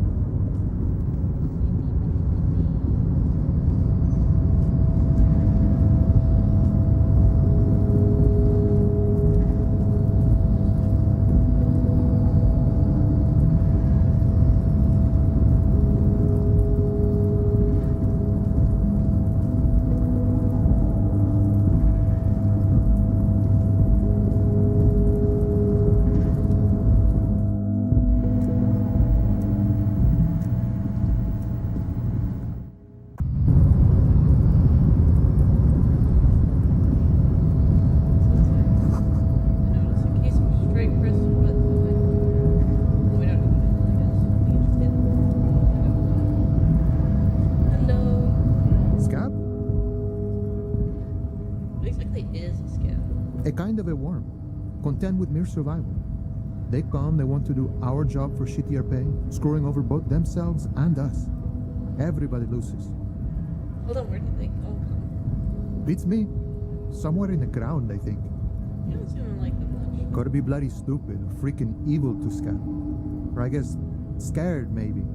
But scared of what? Of who? Personally, I'd rather beg than scab. If the gentleman shouting on the street came begging, maybe they'd have gotten something. Try talking to them. We've explained the matters, but they don't listen. This lot would be reasonable and go home if the big guy wasn't riling them up all the time. I'm not a scab, I'm a cop. I was just messing with you. No one's ever seen a cop scab. Imagine, you cops going on a strike, but then another cop comes in and says, let us cop for less money. Speaking of, what brings the RCM here? To the Wild North? Come to see the strife?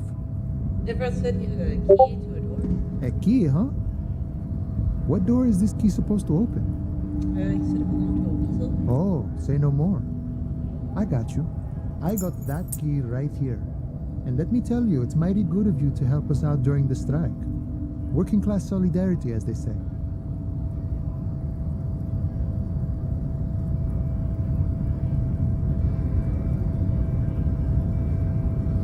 Let's do our communist. I'm not opening this door for myself. I'm opening it for the working men. I knew this man was a communist. Hell yeah. And it's a good thing you're doing too. Thanks. What you're looking for is a basement door behind the greenhouse. That's behind the whirling in rags. That's all I know. Our organization is what you call compartmentalized. Means we keep out of each other's business. Okay, but where did you get the key from? The janitor gave it to me. Nice fella. We talked about life and things that really, truly matter. None of this mess we're in. This jiving and juggling. What's it for? To feed our children, I guess. Anything else I should know about this task as weasel person? I'm more of a philosophical dock worker. I like to talk about the big picture stuff. Who I am, who you are, what we are fighting for. Who he is, and what they're fighting for? This is interesting. So, where are you striking? We're negotiating our share. Your share? Aye. Wait, so not wages or pensions or... This stuff, they already covered.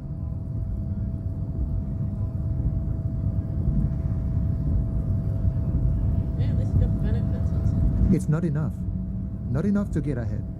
More about keeping us in our place. How large a share would you get? All of it. However, right now we want all the harbor workers to be on the company's board, so they could take part in the decision-making process. Are you a communist? No. I don't think I'm a communist. Seeing something of value and saying I want it all to myself is a much older and simpler notion. No science to it at all. Even a weak child can think it. The only things holding someone back are I can't and I shouldn't.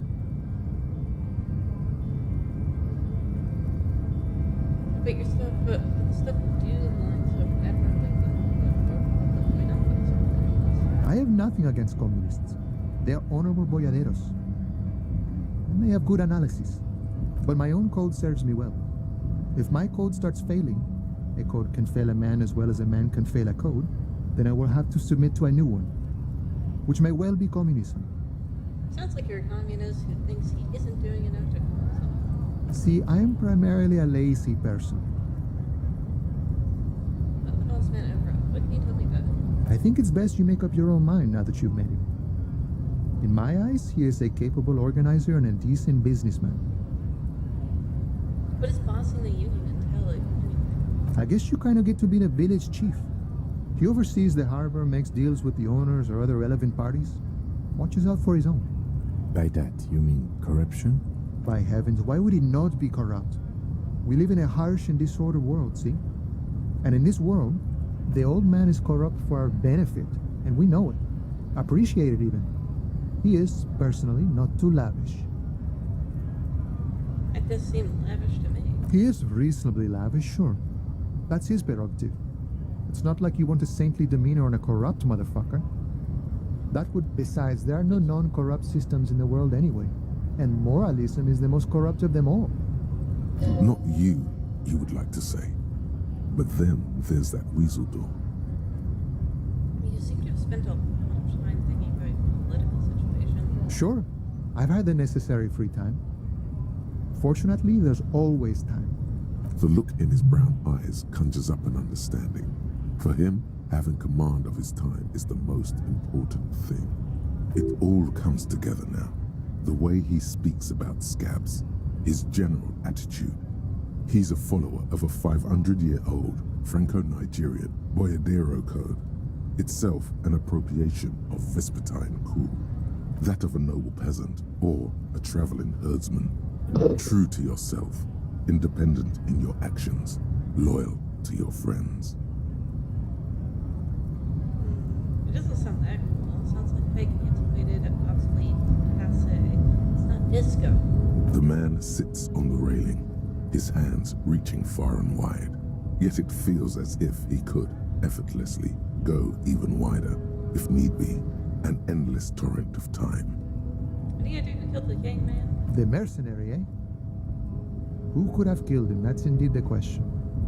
Why even do such a thing? Harper is a prime area of suspicion. In your opinion, are the dock workers involved in the killing? What a thought! Why would noble workers resort to such a thing? Unless they were pushed, of course. Pushed how? Your dead guy was an enemy combatant. Hold on, what does that mean? He was an agent of the opposition, attempting to undermine our honorable efforts. Did you kill him? I ain't the murdering type, but that's just me. Large organizations like our union have all sorts of men, with all sorts of skills. Understood. This has been of limited use. Still, thank you. No problem. I wish the best to you in your search. Sure, I'm glad it's not my search. Nice talk. Gotta get moving. Nah, man, the vibe got weird towards the end there. Yeah. Mm-hmm. Ah. Hey, big guy. Bastards! We have a right to work! The man yells towards the harbor gates. His voice is the loudest and wildly screeching from the sides. What's going on here? Hold up and stay frosty, everyone. Cops are here. Broad-shouldered alpha male turns to you. He's a full bit taller than everyone else. You here to fuck with us? Beat the honest worker down. Who should I? We're here to fight for a cause. Stripes usually have problems with people who have causes. Okay, then I'm thinking no. Good. We're fighting for a cause here. Right to work! Right to work! Besides, we're not that different. It helps if people see us talking, cops and strikebreakers together. Shows authorities are on our side. Builds confidence. What kind of cause are we talking about? Rights of people, rights of workers, to have gainful employment, to make a salary, and feed their families. I don't think I've shown something sides yet. Might be time. Don't let the fat bastards tread on you. Cops tend to side with the higher-ups, but you're essentially still workers. I don't trust cops, but I can see you understand the right to work! Right to work! Regardless, I have some questions for you. Maybe you should ask them the questions, like why we're not allowed to make a living here. Shame on you! We have families to feed, you piece of shit. So do we, Scott. What is a strike? When a bunch of ungrateful, lazy cockroaches can't get their act together, decide to block honest work for other people. Well, what did the strikers want? Beats me. They mumble nonsense about boardrooms and workers' rights, while we have the right to work! There's something odd in the way he carries himself. His set of clothing looks vaguely mismatched. The different pieces of the attire seem ill-fitting. Ill-fitting? What's that mean? His shirt is far too small and an unpleasantly tight fit, while the overalls, held up by a belt, seem to fit a man with much more corpulence. You wearing new clothes? He ignores your question, choosing instead to turn to the emaciated workers, raising both fists in the air. The clothes are obviously not his. Silence is the answer. There's something off here, but he won't say what. Who are all these strike breakers? Honest men and women with rights to work, to be useful, not toys for corporate interests. We came here to help the harbor run smoothly in time of crisis. If union fucks don't want work, they ought to let in those who do want work. I have a question. Why do all these men follow your leadership? You think they follow because I'm big and loud? No. They follow the rules of the market, the rules of the economy, because they were given a job to do. You've been talking to him for quite a while now. Something is off with this guy. Ask him where he's from. Okay, I got this. Where exactly are you from? What's it to you? Curiosity. Going to figure out the strike is. Big mess, caused by union greed. But I only fight for the rights of people. Already got that. I'm interested in your background. We're all workers, right? Workers stick together. Came from the eminent domain, in Jamrock. Backgrounds in odd jobs, heavy lifting, cargo hauling, bouncer work. I know the drill. Sweet, I know cars. Thrown out several. Maybe that's why you seem familiar. Worked at Territorial. Ring a bell?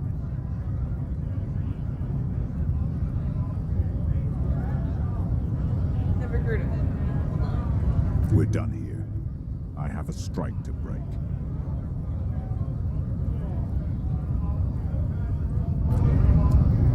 Alright. Suspicious. Ah, this has Very Welcome suspicious. to Revachol. Announces the rotund man. The remark isn't addressed to you, it's addressed to the lieutenant. Why are you addressing my partner like that? Don't you welcome to Revachol me. My grandfather came here from a 3,000-year-old racist isolationist culture, while your ancestors came to this island a mere Hi, Mama. 300 years ago. Meow meow. Meow meow. Meow meow. She's made her parent. Can you tell her that I love her? Mama, did you know that my friends love you? She knows. Oh. Every school of thought and government has failed in the city, but I love it nonetheless. It belongs to me as much as it belongs to you.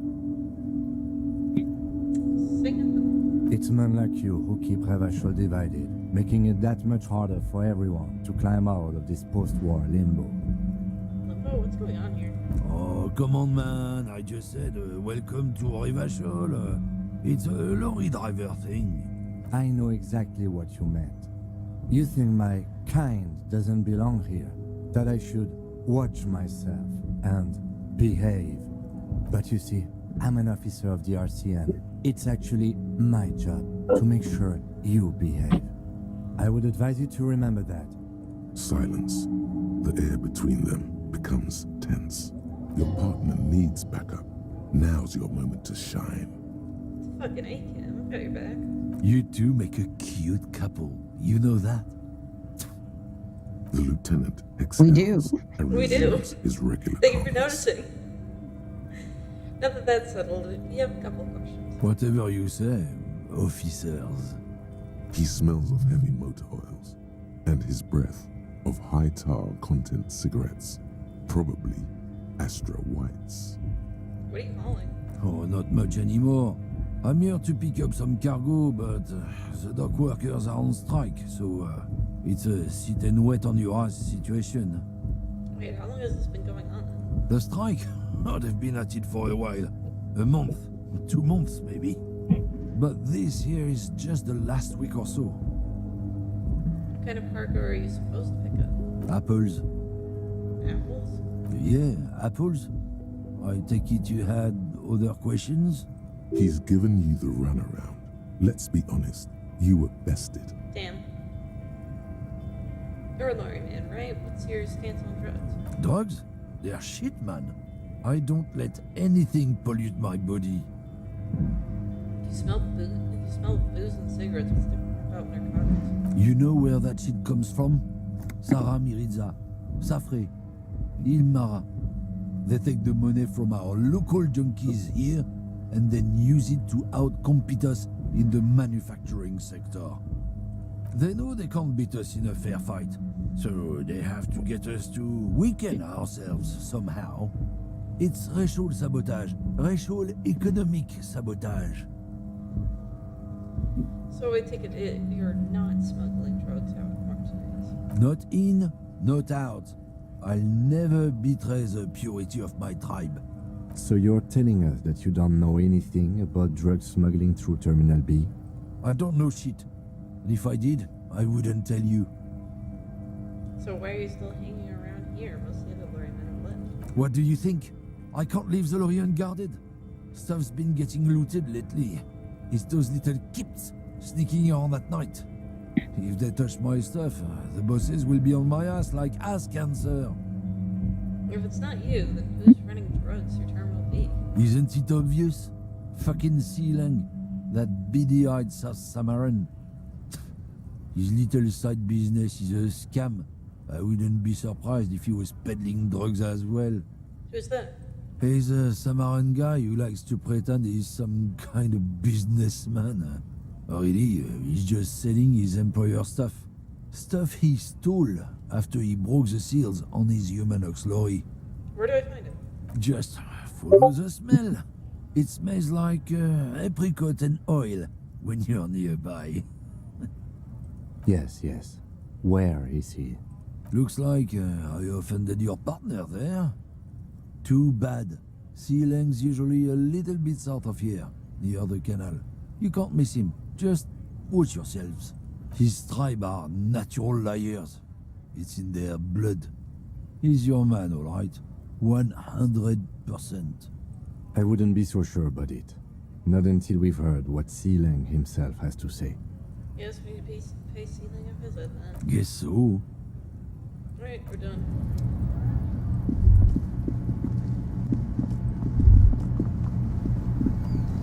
Wow, really laying it thick on racism there. Yeah, real. I am a gander and a hunter and a gatherer.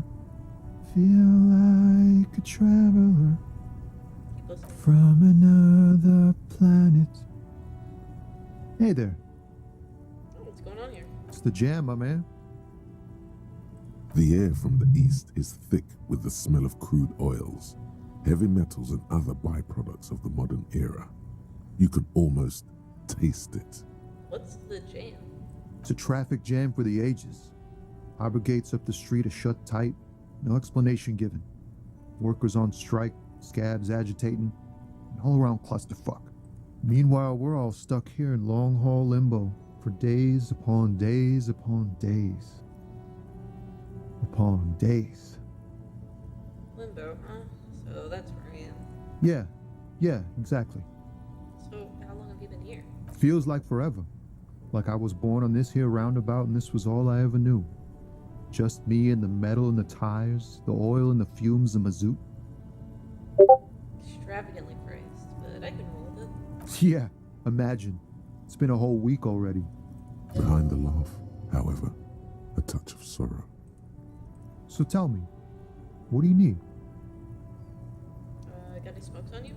Nope, don't smoke. Some of the other drivers do, though. There's still a few around, waiting for the jam to disperse. Or waiting for the sweet release of death. You are literally holding a cigarette in your character model. Nothing wrong with that statement. Your senses have nothing to add. You left the ask around elsewhere.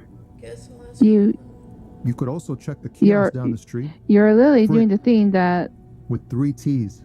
you said you Maybe weren't. Shaw's No, weird. I'm not. I think the writers and the artists maybe didn't talk to each other. Tell me more about the strike. It's like whatever's going on over at the docks. Workers got a blockade set up, making demands. No way in or out. What's the union demanding? Some pretty wild stuff, I hear. Like a giant new power crane in half the company? I forget what exactly. Good on them, I guess. I've heard talk there's a company rep in town, too. Like a strike negotiator type. They'd know what's up. No, we Precise met her. demands and so on. What do you think the company wants? They want to keep that money flowing in, my man. Ka-ching. Anything else? Anything else? Yeah, this ain't really my area of expertise. I just do my job and get paid. Bless you. Thank you. I have things to do and places to be. All of us do. All of them. Us lorry drivers. Camioners. You still hang around here waiting for this mess to end. Most have scurried off somewhere to get drunk or high. Or laid. Not that I blame them, really. Not you. Not my thing. Chasing transient pleasures is a drag these days. I prefer the examined life now. Thinking, reflecting, observing. What's better than chasing transient pleasures? The more transient, the better. When one's ended, you can get onto the next one. What are you hauling, anyways? Oh, high-grade narcotics, illegal firearms, stuff like that. Time to arrest him. Wicked. I've always wanted a friendly underworld. Ha! No, I'm joking, my man. Found runs a nice, clean business. This haul of cargo is mostly sporting goods. You know, tracksuits and that kind of thing. They usually get shipped to Grodd in the Occident.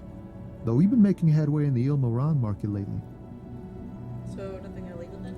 Not unless they've illegalized sports equipment while I was on the road. That's your machine behind you? This rockin' beauty. Sure is. Like a rash you can't get rid of. You interested in heavy-duty cargo machinery? Yeah, these lorries are pretty neat. Neat. For carrying large quantities of cargo a long distance. These found tracksuits need to find their way to the kids way out in Wamrau and Loran Bird somehow. There it is again. A little touch of sadness beneath his cool. He thinks he's spent too long in this lorry. Could I get one of those fallen tracksuits you're hauling? We're pals and all, but I can't just freely hand out the merchandise. The bosses won't be happy. Right, I had another The question. man taps his fingers rhythmically against his arm. You seem like a man who knows about drugs. Ah, man. Me and narcotics go way back. Had some good times surfing the psychic waves of my own consciousness, you know? But those days are behind me. There are other addictions in my life now. Why the inquiry, my man? Let me be straight with you. I'm trying to figure out who's smuggling drugs out in Terminal B. We have a credible lead, sir. Someone on this roundabout is waiting for a bulk shipment from the harbor to load it on their lorry and drive it to Jamrock. Not me, man. No way. I don't need any trouble. Shit's bad enough anyway. This Wait. jam's got folks up in arms, and I'm afraid it's headed toward a conflagration. Wait, then why are you still hanging around? Gotta guard the stuff.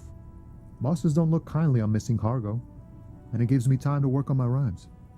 Who do you think could be conducting the drug trade then? Look, man, I try to stay away from the criminal underbelly of Revachol. I'm a guest here. You really need to find another man to probe with those questions. Alright, well, kinda low right now, so I'm gonna come back. Don't be a to that stranger. time.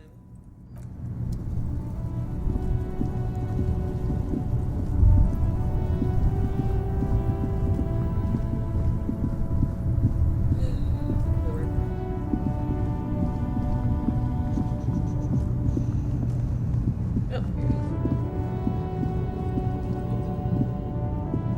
is. You see a Samaran street vendor surrounded by a motley assemblage of goods. When he realizes you're looking at him, his face breaks into a wide, welcoming grin. The name Sileng is embroidered over his breast pocket. Happy shopping, officer. Everything's cool here. What's so cool? Everything's cool. The goods are cool. The customers are cool. The place is cool. And one more thing, officer. From out on the bay, a cool wind gathers. It sweeps into the city, tugging at the textiles hanging around the stand. Some distance away, the sound of a tin can clattering across the street can be heard. You're very cool. Bang, bang, bang, bang. Really? You think I'm cool? This guy's fun to party. Yes. You got style. You got personal style. You know what you like. You like premium menswear. Look around and browse. Everything looks cool on a guy like you. Take your time. Don't be distracted by the flattery and funny man act. Questions? No, I'm already distracted. I'm so distracted. Where are you from, Ceiling? Me? It's a boring story, officer. Who cares about the past? I'm all business now. All Revachol. Oh, you're not local, are you? Very sharp, officer. I'm Serais, from the Sigai province of the Serais Empire. The apricot suzerainty, you know? Oh, apricots are delicious. The apricot suzerainty is what the Seaguy archipelago is commonly known as in Revachol. It's a bit of a fraught term, I'm sure you understand. Oh. No, apricots come from Sigai. My grandma used to grow them. But Sigai is a shithole. That's why I came to Revachol. Here's much better for an independent entrepreneur. Less laws, Speaking of, why not support an independent local entrepreneur? I send half my profits back to my grandma in Seaguy. So, Sealang, what's your stance on drugs? Drugs? I don't go in for that, officer. Drugs ruin lives. Unless you're into drugs, of course. In which case, drugs are excellent. Mwah! Tasty, tasty drugs. I love this guy. We're looking for this guy. We're looking for a lorry driver who's transporting drugs out of the harbor. He or she is in this traffic jam. That's so cool. You investigating the local drug trade like some cool narc? But I am not a lorry driver. I am just a street vendor. I don't know anything about that. But you are a lorry man. Another driver has identified you and your lorry. Who said that? It's the fat racist, right? I bet it's him. He has an agenda against me because I'm an immigrant who works harder than he does. He's a hater. Agreed. So you That part is true. No, I just said I work harder and he's an asshole. I'm... Realizing he can't get out of it. Smart man. Okay, maybe I'm a lorry driver too. A little. But that's not the most important thing about me. That's my day job. This is my dream. Stop squirming. What do you know about the drug operation at the harbor? Nothing. I told you. I'm not a dumb guy. I don't get involved with that crowd. And what crowd is that? Crowd. You know, the drug crowd. Okay, if you don't know, then I'll tell your employer you've been selling this stuff. No use. He's not telling us. He's too afraid. We need to take him to my station and ask him there. After we've called his boss. Okay, look. There's bad people doing bad things here. That's all I know. Please don't get me into this mess. I spent 15 years working my way up. If you don't want to get into this mess, you have to give us a reason to move on. It's a she, okay? The other drivers call her the lady driver. You're better off staying away from her. The way they talk about her, she's no lady. Who are these other drivers who talk? All of them. I don't know. I told you all I know. Are we cool now? I really want us to be cool now. Who exactly is talking about this lady driver of yours? The racist or the other one with the tattoos? All of them. Even the ones who've left. I don't hang out with them. I don't remember who has tattoos. She? Where is she? I haven't yet met a woman on the There's one by the statue of that king. I haven't gone near her. And I won't either. The third driver. We haven't talked to her yet. Where exactly is she? Near the horseback monument? In her lorry there. But I don't know if it's her. Are we cool now? I think we're cool now. Okay, we're cool now. All right. I scored. Let's cap this off with a purchase. You can walk away from here with funky sunglasses, detectives. Both of you. You deserve it. I'll look around, thanks. I do actually. There are clothes inside. Cheap second-hand clothes, smelling of strangers' body odors. Don't be shy. These are premium class clothes. Good quality fabrics, best retro design. Save the economy with your style, officer. Browse through You find your hands deep in tattered and faded garments, made from weird polyester blends that make your body itch and sweat in all the wrong places. The box smells like cat piss, or like an old person with no money. Economical, but also trendy. Look firsthand, buy secondhand. Keep the economy moving. Find something worth salvaging from the pile of rags. Something cold grazes your hand. Synthetic and sleek, a windbreaker. Surf, it says, but also wind, summer, 100% waterproof, and sport. All in different typefaces. Practical, and yet it may deaden your senses to the world around you. Possibly because of the awful typeface. Good choice, officer. Mega sporty. And it's only $4.50 for you, sir. Let's see. +1 composure for -1 shivers. How much money do you have? I got $22.44 right down here, right next to the time right here. That's not a lot of money. It's not a lot. bad. We need 20 bucks There's a for pile of cheap hotel sunglasses room in a for small box. A variety Okay. of shapes and Yeah, colors. maybe not worth it. Yeah, I am going to look through the sunglasses though. You like sunglasses, officer? I've got the latest Hello. styles right Hey, here. welcome back. Hi. Alright, let's try on the shades. Abort. These are hideous. What's more, they don't even fit your face. You can feel them pinching your nose and chafing against your brow. Damn, officer! You look like a mega secret spy. Very secret. They're practically made for you. I'll let you have them for 2 real and 50 cents. They're perfect for concealing your bloodshot and baggy eyes. No, you are definitely not buying those. Oh, well, Kim hates them, so I guess I'm getting rid of them. Are you sure? But they look so good on you. You should think this through, officer. Alright, we get +1 electrochemistry and -1. Let's rush through the These are all boring. Boring third-rate ho-hum sunglasses made of cheap Syrahese plastic.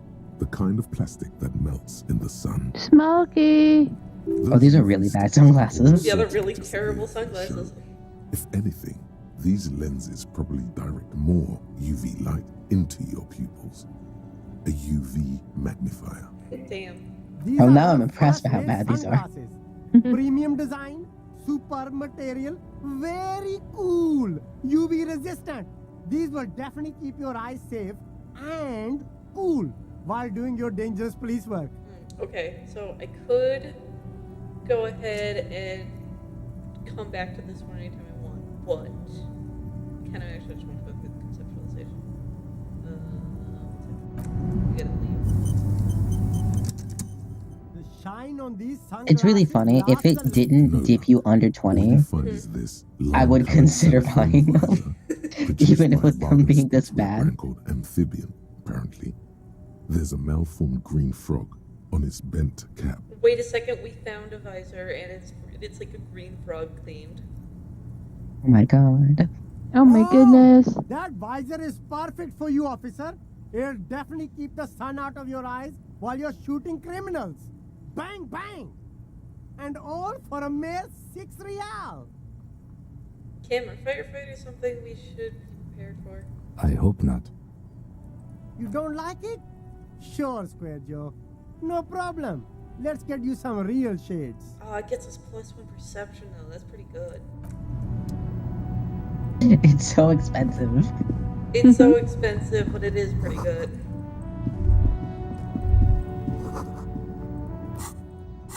I love that our fashion is getting worse and worse. I know we didn't buy anything, but like, man, I could imagine us wearing it. It's awful. Oh, we're gonna find so much fashion. Okay. I didn't realize this was a fashion simulator. Yeah, this is a fashion simulator. We got new gloves. Let's see here. Gasoline stained fingerless gloves in navy blue. They've been worn threadbare, but being made of wool provides some warmth and comfort. Cigarette stained fingertips. Sure, let's put them on. Look at us. We're so fashionable. I'm now just imagining some of ROCs of like Irene playing video games and being like, "Hey, Cass, check out my outfit in this game," and it's the worst thing they've ever seen in their life. Perfect. Good morning to you, officers.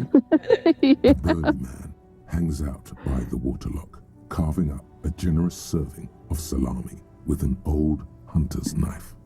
His eyes are fixed on a man stranded on the other side of the waterlock and on an enormous billboard that has fallen down into the canal between them. Do you know what caused this wreckage? I wasn't here to witness it, but those look like tire tracks on that sign. Weird, huh? Then again, plenty of daredevil drivers in Rivershoal. The words "daredevil driver" sound ominous to you. Too bad it also takes a year and a day to repair anything around here, especially a waterlock. The rest of the coast is closed off till then. Do you know what's further down the coast? Well, there's the fishing village, an abandoned fish market, a bizarro church. Not much use to the congregation, though. There always seems to be something wrong with it. Yeah, not really much else. Just bombed out ruins. Can I actually put salami? Sure thing. It is salty. Fuck yeah. It is savory. It is chewy. The hangover only makes the salami more tasty. Want some too, officer? Why not? Lieutenant Ponder saw it for a moment, then said to go for it. He takes a slice of salami and the man and shoots it. Sick.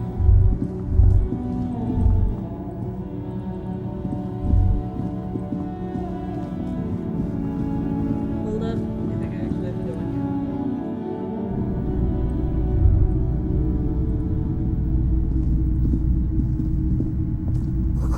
Some kind of machine and anti-cash register. There's so much stuff in here. In the dark, a film projector is bright. A bust of a woman. The plaque says DEI.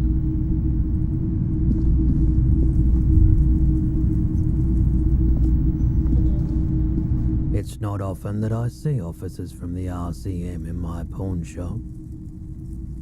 What can I do for you? His courtesy is not insincere, but he prefers being alone with his projector, just watching the movement of light across the walls of the shop. Sorry, I feel like I'm interrupting you. Oh no, not at all. I guess I haven't had many customers lately. RCM or otherwise. Oh, okay.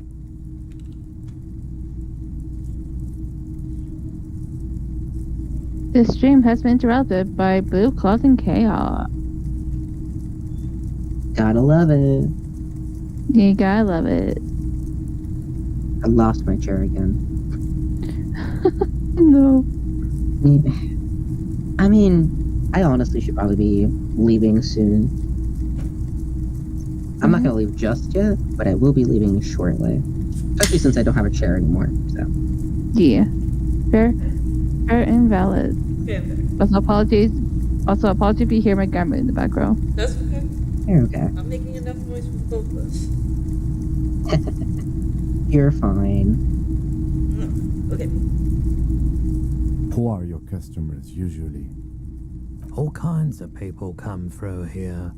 Locals, travelers, people looking for a deal, people looking for a keepsake, people who are terminally bored.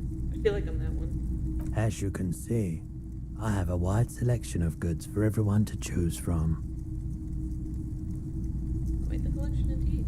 It keeps me entertained. Entertained? He might be high. If he is, on what? You might be able to aid in our investigation. I doubt it, but I can try and answer any questions you may have. Know anything about the recent hanging? I do my best to keep my distance from all manner of butchery. Bad for business, bad for everyone. Oh, well, never mind. The pawnbroker's gaze is already fixed on the dancing colors. Wait, do you happen to have any guns, like the ones carried by the officers and citizens militia? Someone else came here earlier today asking the same question. I promptly sold her the gun you pawned a couple days back. Oh. The lieutenant shifts from one foot to another, alert. Was the buyer policeman too? She didn't seem like a policeman, although she kept referring to herself as a pig, which was odd. I found her interest in the gun a bit obsessive, but I was just happy to get rid of it, and of her. Truth be told, she was terrifying. Right, so let me get this right.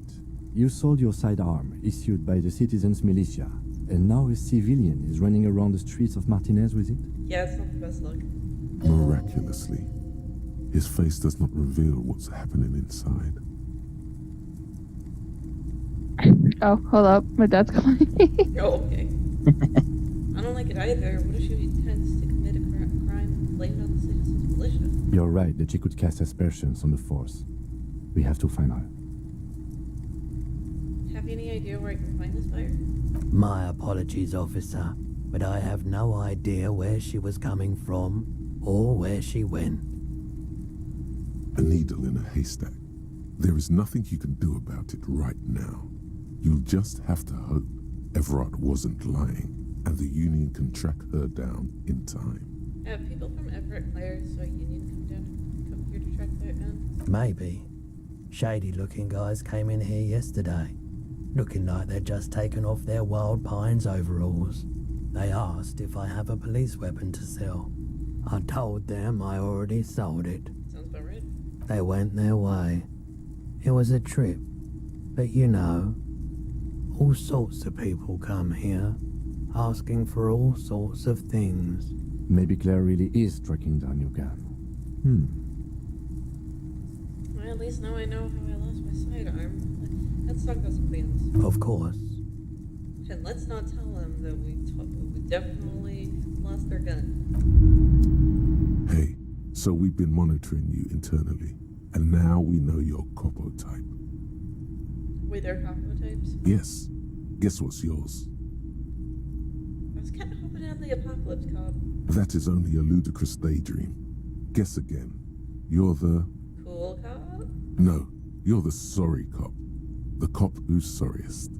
Let's make it official then, shall we? Huge lack of enthusiasm going on in here. Won't the other Copo types be jealous? What? Jealous of the sorry cop? I think they'll be fine. Don't worry. They'll be super, super fine. It'll be totally okay. You can dual Copo type from sorry to anything. Sick, I'm sorry. Of course you are.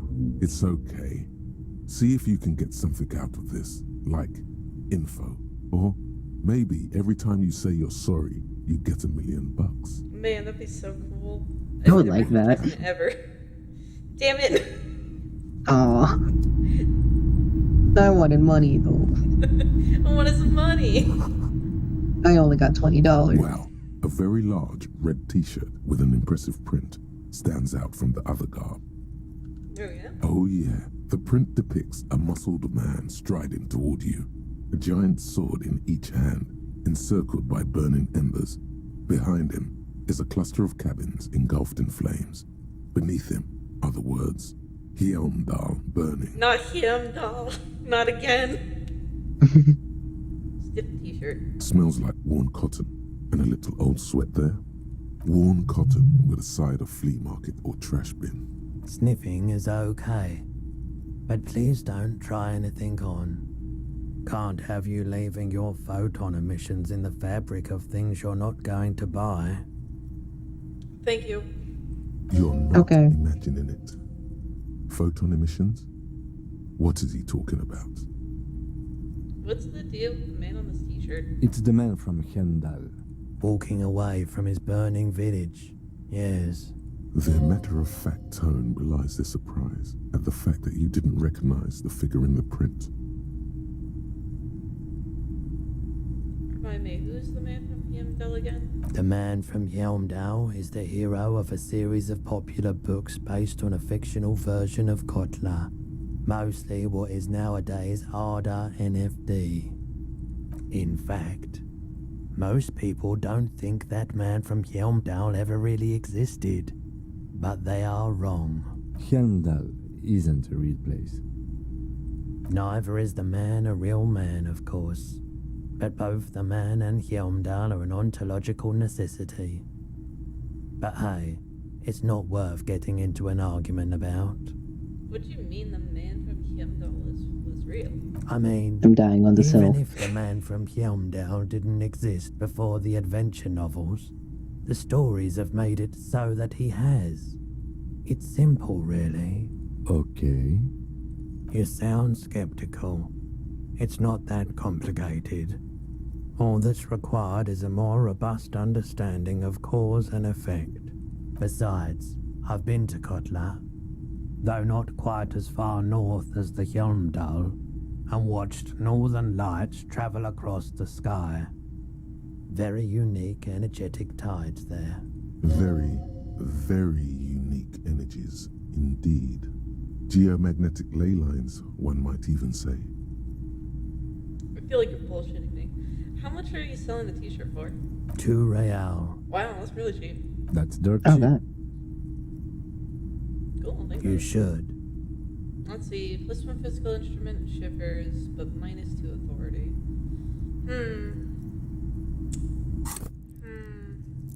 Stick it to the man. Sure, I'm just thinking.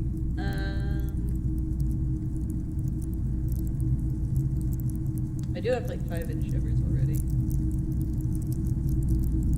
I'm pretty good in terms of like Okay. in like terms of most of my stats, except for like the intellect stuff.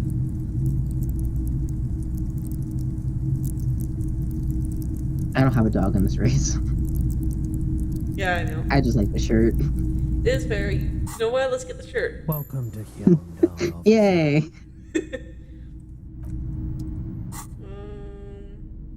I really like our mesh top, but we can put on the new shirt if we want. I'd appreciate that. Yeah. Look at that. That shit's so bad. This shit is so bad. It's I love so it. ass. This is awful. Oh my god. It's so ass, but I love it. Oh, it's beautiful. I can't believe Kim is willing to be seen with us. Yeah. Kim, you're a trooper. Kim, you're a trooper to be seen with us.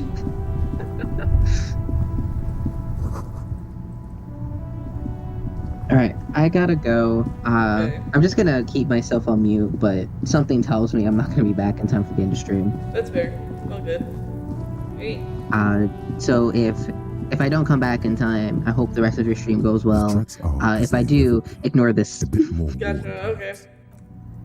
Alright, later. Alright, later.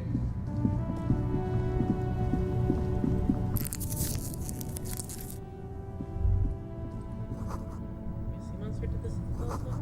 Damage looks like it could have been caused by an earthquake.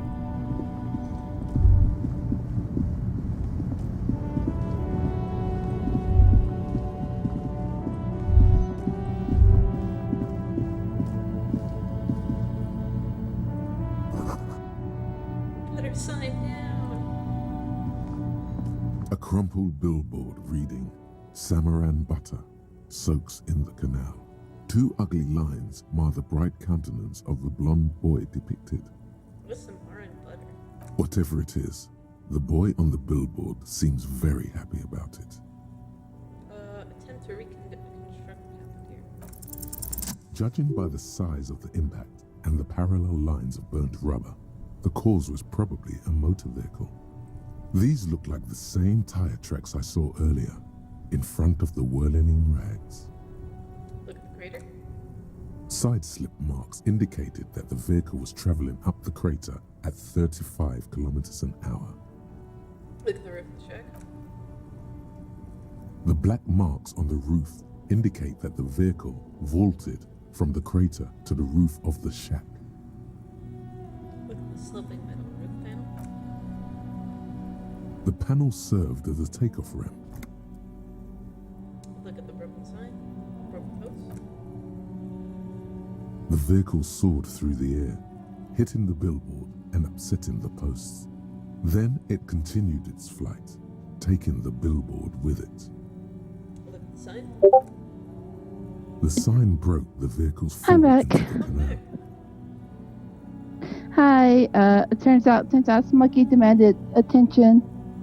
That's fair. Charlie went BRB, and we're not sure if he's actually going to come back by the end of the stream, but I mean, it's probably going to go on for like another half hour, maybe another hour. Feeling like it. Okay. Look at me, I'm slipping. Still speeding, the vehicle made a loop and vanished into the fog along the coast. What's the model of this phantom vehicle? There are 2 good candidates, the Caprice 40 and the Linéaire G22. Why the 340? It's about the right size, and the tire marks look like they came from the skinny tires frequently found on that motor carriage. Why the Linnea G22? Very sturdy but light motor carriage. More likely than most to survive that jump. What now?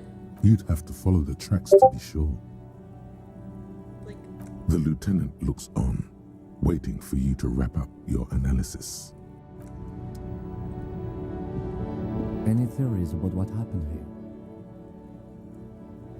looks like someone was in a real early. What kind of car do you think it was? I think it was a concrete Ford. That's quite likely, from what I can tell. Yeah, I have no idea. Who could have been? We're not traffic cops. Should we get back to the murder? We should bring the driver to justice. If we must. I'm not expecting him to get far with this, the lieutenant consoles himself. But we must figure out who did that.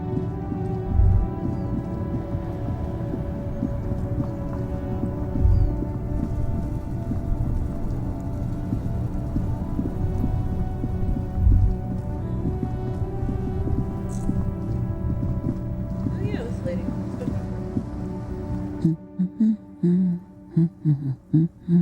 Hello. Hello? Who are you? Me? No one. I'm just a working class woman. She doesn't really want to be disturbed that much. If she's such a working class woman, why isn't she working?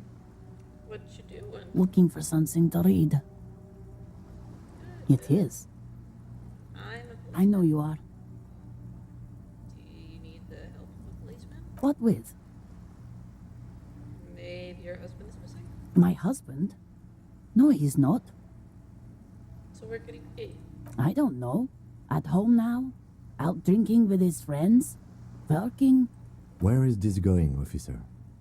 So what I'm hearing is you don't really know where your husband is. Yes, but I don't really need to know where my husband is. Not all the time. Wouldn't you like to? No. I can totally help you find your missing husband. Why are we still talking about this? I haven't lost my husband. She has, though. The husband is totally lost. You should tell her that it's okay. It's okay. What? It's alright to not know where your husband is. Nothing shameful in Who said anything about shame? Stop talking down to me. My husband is not missing. But he is. You can feel it. Or maybe it's something else then. that. Maybe your cockatoo is missing. I don't mean to disrespect, sir, but you are being a bit of a cockatoo here. For what it's worth, I agree. But cockatoos can't be stopped when they get ladies. It's better to indulge him at this point. Ow. What do you mean I'm being a cockatoo? Nothing. Go read up on them if you're so interested. There's a great book in the bookstore. Maybe you should. What if the cockatoo is your astral captain? Or your heraldic bird? Actually, that's exactly what I'm going to do next with tip. Wonderful. The store is open. The woman before you nods and returns to her reading.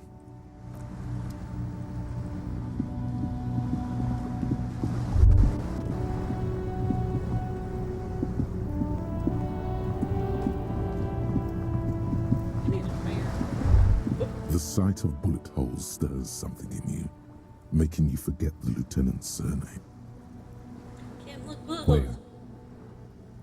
Someone has been shot. Perhaps we should solve it. There? Those are old.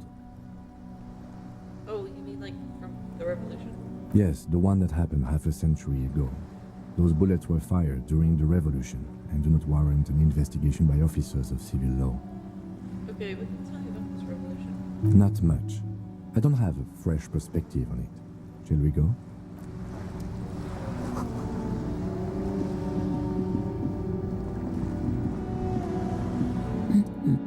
No, absolutely not. Okay, so where are they? Are you a policeman or a nanny? A place what? I place whatever I want. Where are they? They are not missing, sir. You know where they are. They're at home, smoking, giving the ladder of vices a chance. No, they're at a disco, getting down. Stupid disco dancing teenagers. I know where they are. At the disco, dancing nasty. What? That's just My daughters are perfectly fine. They're with their friends down in Jamrock. There's nothing to worry about. They're almost grown up now anyway. They're past the age they need me protecting them from everything now. I'm afraid the danger is now greater than ever. Tell me, what do they? My youngest girl, Jolie, is just shy of 16. Jenny, she is turning 18 next month. But we shouldn't even be talking about them. Can you describe their appearance? Any features that stand out? Something to make me easy to identify? Why do you need to know this? Haven't I repeatedly told you that they're not missing? That they're in Jamrock, safe and well, at some stupid party? Did someone say party? You could use a party. Hunt it down. It's for the investigation. I'm trying to be proactive. There is no investigation here. I can tell you that. The woman before you nods.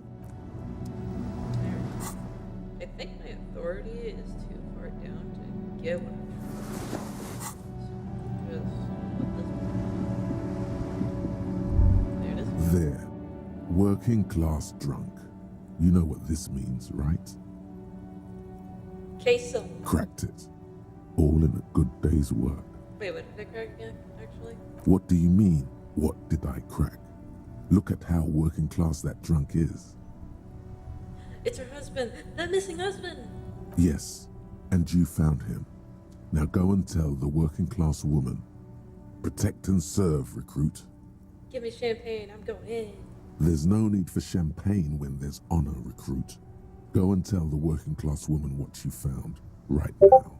Okay.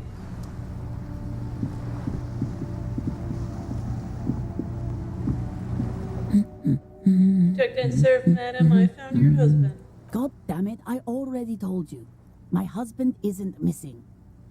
But you say you didn't know where she went, where he was. And I specifically added that I didn't need to know where he was. Well, I found him nevertheless, and that good. Very well then. Where is he? There. Excuse me? I don't follow. There's something else hiding in her voice, though. A trace of worry. I found a working class drunk, and I thought he might be yours. Right, 'cause working class women come with alcoholic husbands. You know what? Something bad, I guess. I'm sorry. I say some stupid things sometimes. I didn't mean to annoy you. You were right. I do have an alcoholic husband. Although not that one. Ha, blam. Knew it. But you told me your husband's alright. I did, and he is. He's also an alcoholic. So is he missing as well? No, he's not. Or maybe he is, I don't know. He's probably in the park or in Shamrock somewhere, drinking with his friends. I haven't seen him for... Well, to hell with him. There. She's worried now. Kim, is it just me, or do we have a missing persons case here? I wouldn't be so sure. Man, just to be completely clear, do you want to report it to the police? Report what? He's just out drinking with his friends. I'm sure the police has better things to do than to chase down local goofballs. Not at all. The RCM is ready to chase down every goofball in town. We care about you. She sighs, but you can detect a slight hint of gratitude and All right, go ahead. Do you have any questions? What does your husband look like? Honestly, not that different from you. Like a late-stage alcoholic, then? That's one way to put it, yes. No offense. I'd also add he's a little bit chubby. I see. What else? What else? He was wearing a dark brown leather jacket with a bright blue inner lining. The lining is hand-sewn. I made it myself. It's his cool jacket. God knows it's too cold to run around in this, but he refuses to change. I even tried throwing it away once, but he just dug it out of the bin. Can you believe it? Well, if the jacket is really that cool, then I can totally understand. Well, what can you do? I hope that at least that extra lining helps him keep warm at night. I wouldn't like him to catch cold. she's thinking about him out in the cold, in some park, or on the coast. And it's making her more and more worried. When did you last see him? Yesterday morning, he went to the library. He went to retrieve my book, and he promised he'd walk straight back home. Because we talked about this. We talked about not wandering off again.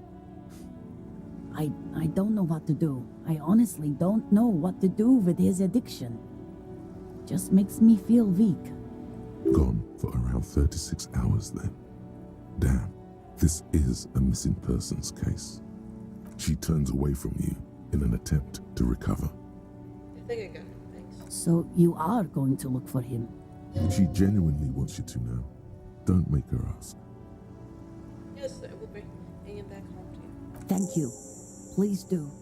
Even though I'm sure he will return home by himself. I'm still sure of that. She tries to maintain a brave front, even though her eyes reveal the opposite. I'm sure he will too. When he does, would you let Precinct 57, Kim Kitsuragi, know? I will. Of course, officer. As I said, it's probably nothing. Her hands move over the book covers. The tips of her fingers look rough, stained with yellow. It seems like she has spent a lot of time at work, smoking. An array of neurons fire up with joy. Bum her a cigarette, lest it turn to pain. Nope. Not gonna ask. Attention, maybe.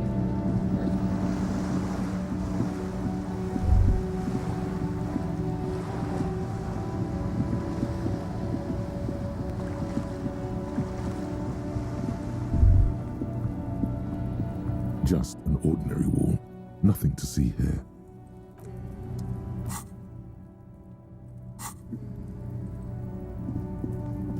Great, we got a door to open.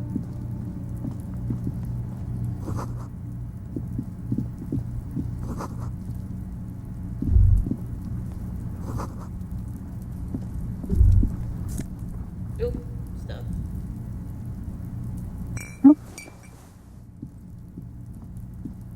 This must be it. The basement door is weather-worn. The copper nails holding the upholstery in place have turned green from sea air, and there's a knocker shaped like a lion's head. Press your ear against the door. The leather upholstery is worn and rough against your jaw. You don't hear any movement. In fact, it's oddly silent in the yard around you. No birds chirp. Use Manana's keys to unlock the door. You try to be as silent as you can. It takes a bit of rattling of the handle to loosen the bolt. Finally, the door unlocks with a small clack. Thoughts race through your head. Only curiosity could account for stepping over that threshold. Maybe there's treasure in there. A white alligator. A fountain of quicksilver. As you hold the open door, you can feel the air moving. A little draft. A whistle. Yeah, let's go inside.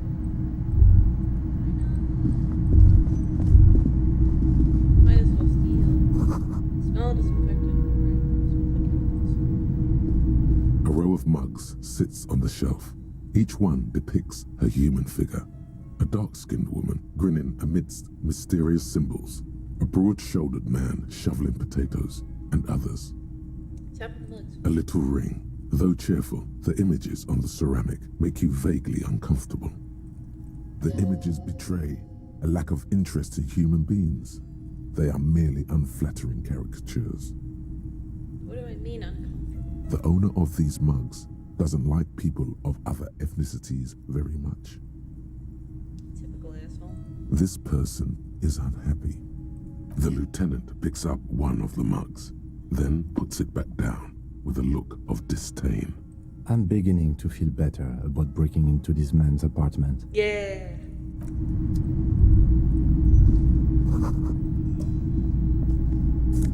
Ooh, a white shirt.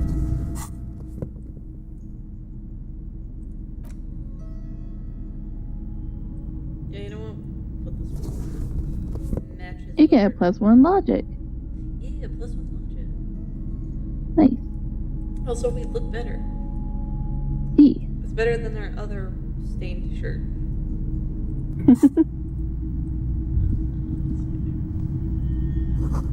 titled The Hidden World of Walking Sticks. I must feel warm from the red sun. This is the flag of Revachol, the suzerainty. What's with the sun? This isn't just one sun, but there are little suns dancing around the big sun. This is the sevenfold sun miracle. What's the sevenfold sun miracle? It's an optical atmospheric anomaly the first settlers saw. Happens in cold weather. 6 small suns around the big one. This complex halo phenomena is how old Revachol got its flag. Lieutenant, the old flag of suzerain. Mm-hmm.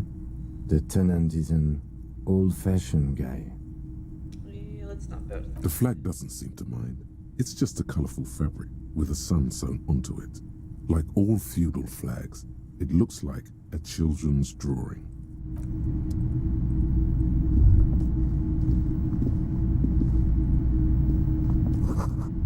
Small suitcase full of clothes. Guess who's staying over?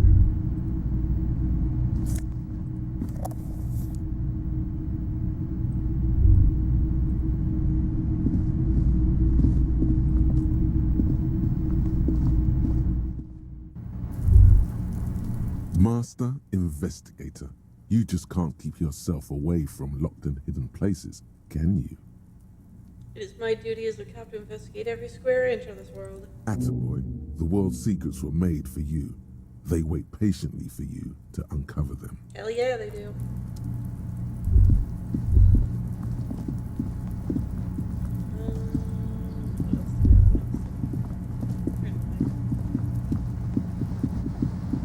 Oh, we can check the body.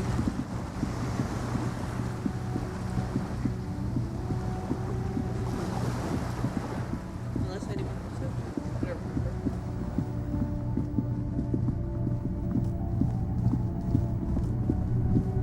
Wait, real quick. I'm gonna turn in all the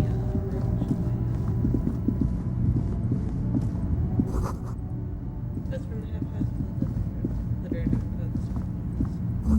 That's for winter, please make my entrance. Yay, and it goes to a point. What's it using on?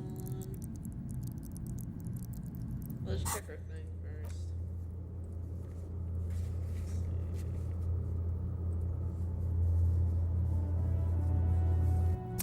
Alright, could do another reception.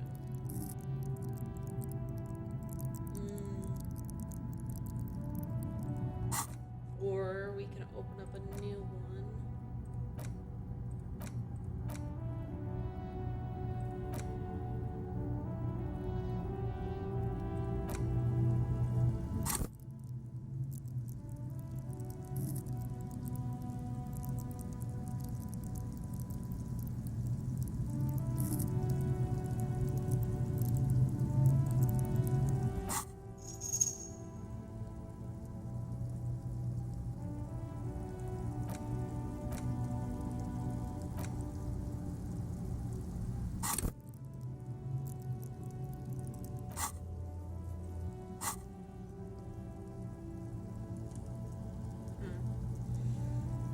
I'm trying to think. Which is good.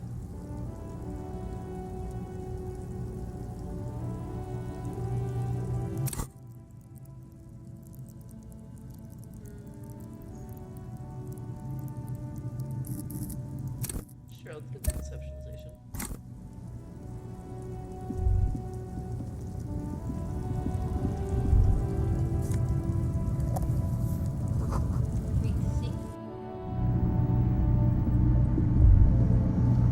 The tear machine stands in the corner. A sign says, 1 bottle equals 10 cents. Your bottles clunk into the machine, and the money appears with a satisfying jingle. You're a richer man now. Yay!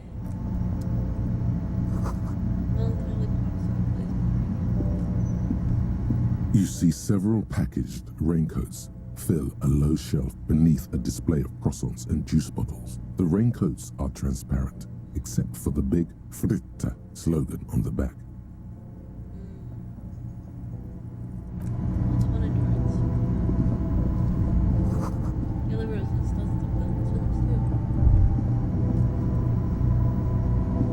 A small cabinet on the wall is filled with various medicine bottles, nasal sprays, and blister packs. Just ask me if you need anything from St. Baptiste. We don't stock prescription meds, but we do have Nosafed, Dramamine, magnesium, and Hypnogamma. Who is St. Baptiste? St. Baptiste, you know, the pharmaceuticals company. St. Baptiste Pharmaceuticals, the one that sells meds out of St. Baptiste. That one. There. Oh, okay. A colorful display of cigarettes and alcohol bottles line the shop wall, inviting you closer. The bottles wink at you in the light. The smokes too glitter in their wrapping. It's like looking into a kind of heaven. Your knees are weak. There, in that dark green glass, all in vain. The great flowing river of warmth, wine, alcohol, beer, alcohol, love, alcohol. I'm obliged to inform you that both alcohol and cigarettes damage your health, but I guess you already know that. Don't ask, don't look, don't do anything here. Just go away. Get back to work. Okay. Okay, Volition, you have my best interest, I know.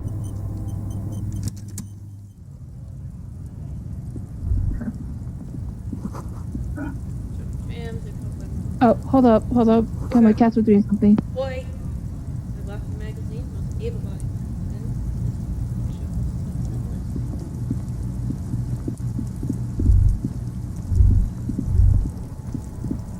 All around you, rain falls on the great city of Revachol. Oh, this is my favorite. Rain ship. drips from the eaves and floods the gutters, washing the filth away. The spring thaw must be here. The snow is melting. What am I doing? Looking up at the sky, cold water dripping from your hair. What do I see? Grey sky like great battleships, clouds colliding with one another. Rain falls down on the world. How does it feel? Humid. Your coat shields you from the rain while the city shivers around you. What is the west? What is in the west? Sheets of rain over the water, a flight of stairs leading into the ocean. Wave after wave washing the coast of Martinaise, with its motorboats and gently swaying reeds. The ruins of a half-sunken sea fort crumble on an inlet beyond the Bay of Revachol. Ghosts rise into the sky. Who are you, ghosts? The skyscrapers of La Delta, the financial district. Faint golden light seeps from the office windows. Will you ever go there? Will I? No, you are just one of the hundreds of thousands who watch them rise across the bay from Martinaise every day. What's down at the shore? Urban coastline, rain dripping off Eternite-covered roofs, cinder blocks left over from half-finished construction, a defunct research and development building, once seized by revolutionaries. An Okay, I'm old back. wooden church stands on stilts above Hello. the water. This is my favorite Shivers moment. And beyond that, Coal City, end of all lines. run your fingers through your dampened hair. Your hair is an oily mess flecked with ash from neighboring coal plants. Smokestacks rise somewhere in the distance. What's in the east? The great gates of the industrial harbor are locked. A chill runs down your back. You shudder like an animal trying to shake water from its hide. Clench your teeth to stop shuddering. Behind the gates, heaps of supply crates, red and blue metal shipping containers, slick with rain. The Greater Revachol Industrial Harbor is an artificial mountain range. Immense wealth resides within, and immeasurable poverty in its shadow. And beyond that? La Drusienne, King Dries passenger harbor. Cruise ships flanked by dock arms, cranes watching over the mouth of the river distributary. What is across the distributary? Couron, the lower middle class. Distributary after distributary cuts the city blocks in half. 7-story buildings trail off into the rain. What is beyond Couron? A silvery curtain of rain over the houses. The class divide. What's in the north? Capeside apartments. Tower blocks crowd one another. 4.46mm bullets still lodged in their war-torn stone walls. Hallways collapse from the mortar hits of a war that was lost long ago. Clotheslines go to waste in the rain. Radios play. Right closer to here? A yard. Rain falls onto the roof of hold a up. woodshed. The lingering odor of decomposition mixes with that of damp soil. What's the sound? A traffic jam. Rain thrumming on the roofs of motor vehicles. Inside, drivers watch water streaming down their windshields. The statue of a king shudders. Okay, I'm back. He too is cold. The canal Hello. bridge If has been you heard that raised. sound in the background, don't worry. Don't worry about it. I heard nothing. Okay. What's on the other side? The road ascends. Okay. A raised motorway It was just that loops my above brother the ghetto. accidentally Beneath its split one of the concrete cats. A sea of rooftops, woodwork, Yeah. and tar stretches northward. 4-story buildings as far as the rain can fall. The snows melt in Jamrock. What is Jamrock? Revachol is the capital of the world. Jamrock is the capital of Revachol. Droplets form on your eyelashes. It's home. Where the hood, where the hood, where the hood at? Have a brother in the cut. Where the wood at? Why am I not there? To be in Martinez, where no one goes, at the runoff point of a long-forgotten canal, in the whitest part of town, in the shadow of the day the revolution fell. What am I doing here? Standing in the rain, looking north, where Jamrock Rock City stretches inland. Shudder. Look further. In the rain-swept distance, above the rooftops of Jamrock, a repurposed silk mill stands perched above the motorway exit. Precinct 41 hunches in the rain. Your vision blurs. You wipe your face with your hand. The rain stings your eyes, making you look up and blink. What's above? Coalition aerostatics hang like apparitions under the cloud cover. Way up there, where rain forms, rotors flutter silently. Your sight clears. This rain will not let up anytime soon. At least we are dressed for it. Let's keep moving. My favorite ship is Mirage. Or at least one of them. The other one is in a different one. Nice.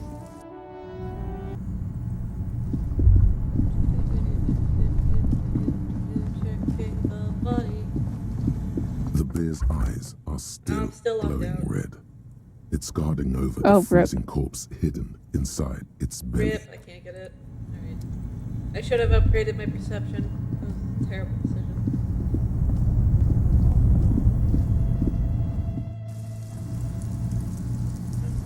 It's fine. We'll just try to find something else to do. Yeah.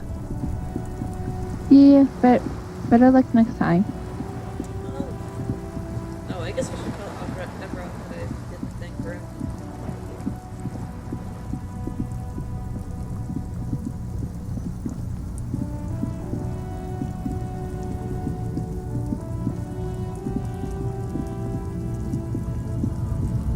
Maybe I should go find the lorry driver. Let's do the lorry driver. Money. Okay. A lorry stuck in the traffic jam. This big, heavy Grad-made machine is well kept for such an old machine. The windows are clear. They've been recently washed. You can see a lorryman's cabin with personal belongings, stickers, insignia. What kind of stickers and insignia? The driver has adorned his space with a substantial collection of peculiar paraphernalia. Proclamations about honor, strength, and purity are glued to various panels. A large metal pendant hangs from the rear view mirror. The pendant features a sun crown with wavy rays. What about the backseat? The back end of the cabin has a small perch to sleep, large ashtrays. There are several suns and wheels sewn into the curtains. Racist nationalist paraphernalia. Not unusual in this part of town. This is our guy. You think this lorry is for our top guy? Likely, yes. This guy's proud of who he is. Drapes it all over his machine.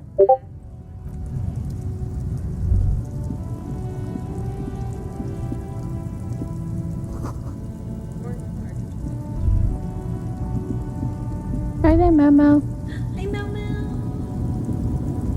Meow meow. Meow meow. Meow meow. The small, wrinkled woman does not greet you. She nods along to something on her radio. A photograph is clutched in her hands, and there is a warm smile on her face. It's the warmth of a winter night's fire. Maybe she could give you comfort and shelter, some cigarettes and food money. Maybe she's your... Nothing. Her smile just keeps widening. Her hair is gray like lead. If you want her attention, you may need to be more forceful. Where am I? Who are you? The smile on her face has disappeared, replaced by the wary aspect of a cornered beast. Are you alright, man? You were out. Never mind. I remember now. I'm still stuck in that traffic jam in the 50s. When else would you be then? Back in Methka, during the time of the revolution. The sidewalks and cafes are filled with young people. I was on my way to see a new Guayadero picture starring Gabriel Buenguerro. Until you came along, that is. Who's Gabriel Buenguerro? This is Gabriel Buenguerro. Take a look. A strikingly handsome man looks straight at you, his head crowned with a wide brim hat. His hair is dark as an oil slick, and his jaw the most perfectly chiseled thing you've ever seen. Ah, a cowboy. This man's got a hold over her. Even 50 years later, you can feel it. He was the biggest star of his day. Girls used to faint in the aisles of cinema whenever he came on the screen. And schoolboys used to memorize all his lines. Sorry to interrupt your dreaming, man. I wasn't dreaming. I was there, Lowman. It was early spring, and the man behind the black sun had just come out. The posters were 20 meters tall. Everything was golden. While you, people, were tearing each other apart over your petty little revolution, in Meth, it was a golden age. So I take it you were in this when? Someone was. Someone? Or at least not remembers. They are someone's memories, boy. What difference does it make if it's me or not?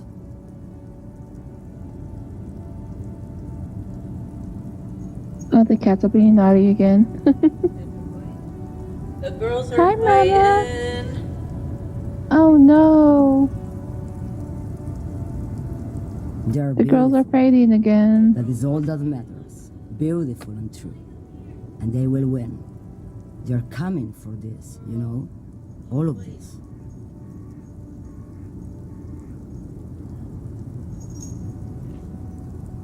She seems to derive some bitter pleasure from this strange thought, as if the past will one day wipe the present away, like a tidal wave approaching. Right, I have some other questions for you. Please. Why not, Harife? It's not like I have anything better to do in this hellhole. Yeah, Memo. Hi. Right, are you the lady driver? Did you just call me a lady, Harife? She clearly doesn't think she's a lady. Hi, sweetie. I was told of a woman driver. You're the only woman here. I'm not that either, Harife. I've gone too far from it all to remember. Memo, what was with lay down on me. It doesn't work like that on the long haul. She's laying on my chest. Oh.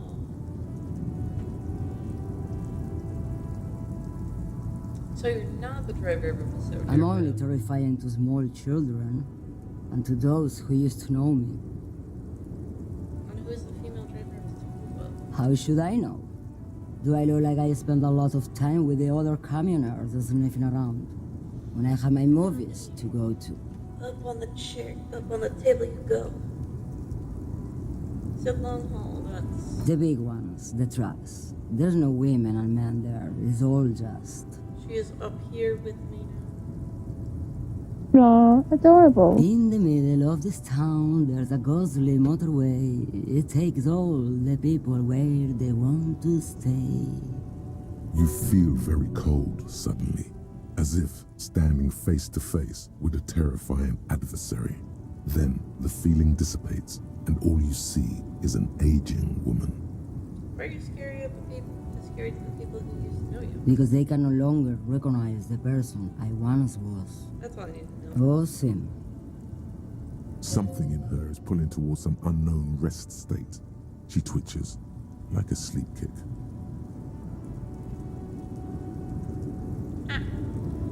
Before he came, he seemed away. She's just a distracted old woman. We should maybe let her get back to her things. So he doesn't think she's the lady driver? You hear that, Loman?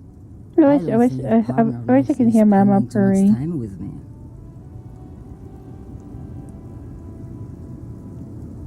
Wait, what? Nothing. I just don't think she's connected to anything. He's worried, but not for her. For you. Hey, Charlie. What is it about this woman? If she's not connected to anything? I miss my bestie Tails. I miss him already. I'm so sorry about your bestie. Should you drive a lorry and get like that? Oh, don't worry about me. I'm one of the best camioners around. I drive routes no one else will.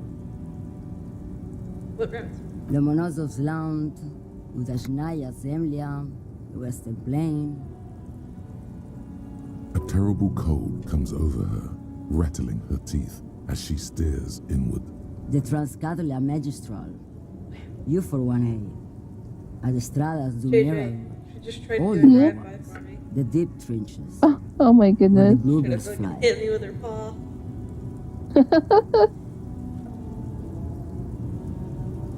I'm something that makes her blacking out. You should take better care of yourself. You're right, Loman. I'm the one who should take my health more seriously. Thank you for looking out for me. A correct appraisal. You're quite shabby. Is that all you woke me up to say? What are you calling? Diamonds. Diamonds, really? Of course not. But wouldn't it be marvelous if I was? Okay, but what are you really? Whatever stupid things they put in the lorry, I imagine. So you don't know what you're holding in your lorry? I quit concerning myself with that a long time ago. Besides, I don't drive the lorry for the cargo, if you know what I mean.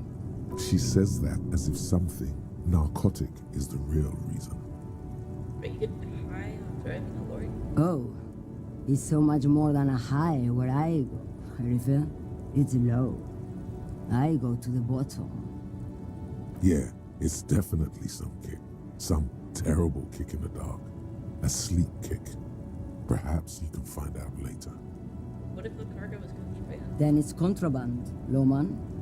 What? Do you want to take an old woman in? Be my guest. Lock me away like Bad Hand Hermenegildo. Yes, go. Enough jamboree. I need to get back to Mesky.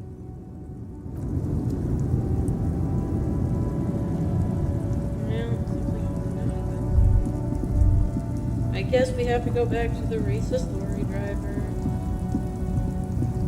No. Yeah. I'm really gonna beat the shit out of this man for information. Looking for something? I know you've been giving me the runaround. Fess up. Where's the lady driver? I don't know what you're talking about. Chris, you knew Sealing didn't do it. He did something. He stole his employer's goods and another lorryman's job. You should be thankful for the tip. He's been expecting this. He's really puffed himself up. Then why are you smirking? Listen up, fuckwits. You don't scare me. You cops don't run Revachol West. You don't run Martinez. You don't run anything. So who does? You? No. He means La Puta Madre. The name resounds like a bell in the air. A dark gong. You get a bad feeling about it. Looks like the lieutenant has a plan. Let him do this. Yeah, him. Then I presume you are familiar with his peonies. Yeah, they're his little bitches. He's got them all over the unions. Not just the unions. He has peonies everywhere. Some say he even has them in the RCM. Dirty fucking peonies who'd do anything for him. Multi-ethnic drug addicts. You're not peonies. You wouldn't be investigating a drug thing if you were. No, of course not. We're not peonies. But if we were, and one of Madre's drivers were to be stealing from him, then it's a good peony's job to find out who that is. It's not a hard job. It won't take a long time. It won't make Madre angry. But a stupid fucking racist is standing in the way, protecting his Mama, I fucking need teeth. my pencil to write. I'm not scared of you or the mob. I'm under the protection of the Lorryman and Carter's Guild. You've seen that corpse in the ceramic armor there. Did his shitty little guild protect him? Nah, you wouldn't just leave him out there if you... The lieutenant turns and gives you a barely perceptible nod. I softened him up as best I could. Now it's on you to finish the job. Men like this only respect two things: strength and fear. Show me her lorry right fucking now. The lady driver's lorry. Where is it? Fuck you, I told you. I'm not gonna... There. His voice grows smaller as yours. I'm into your fucking lorry. I know where it is. I'm gonna burn it down. You hear me? Look, fuck you, man. It's some lorry down there. Green, banged up thing. I don't fucking know who she is. When did she go away? I don't know. I don't even know her name. She just rolls with the fleet and acts like a big shot. Some dyke, probably. I haven't even seen her for days. Now it's not a big deal for him anymore. This is how he saves face. Where exactly is her lorry? Past the monument. Down there. The Green Temple. Now leave me the fuck alone, okay? A small temple by the monument. Green. Let's get into that lorry. Looks like he got his adrenaline up, too. Sick. We did a good thing.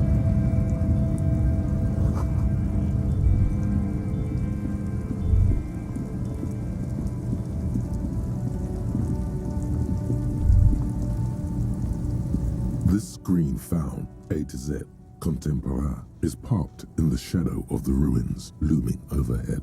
It's seen better days. This must be the one he told us about. Unless he was lying. Try to peek in the window. The glass on the side windows is tinted and covered with dust. You can barely make out the shape of a seat and two steering levers. Oh, okay. I guess it's shoulder time for Millie. Hold on. Try the door handle. The door is locked. The handle looks shiny, like it's recently replaced. How are we gonna get this open, Kim? Use the pry bar to smash the window. Open it from the inside. Really? This has been hard enough. No need to make it any harder. Yeah. Okay.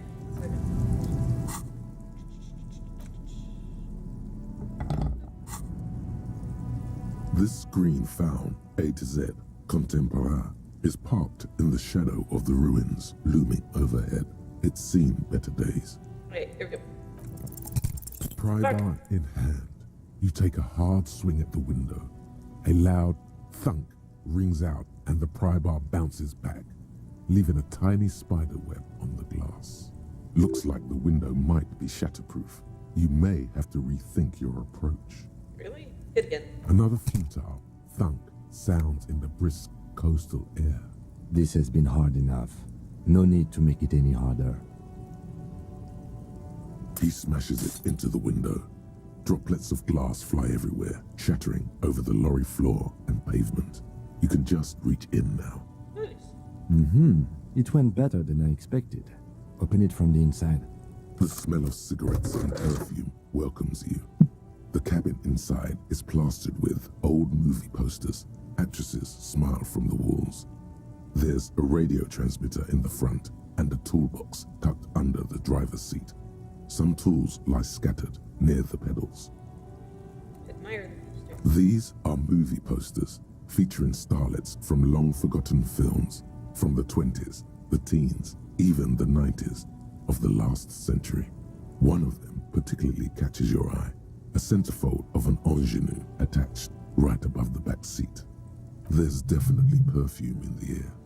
It's spicy, with a hint of amberette, wafting through the bitter air of the cabin. I wonder what's that smell? The remnants of a sweet juniper-scented perfume, probably grenade number 5.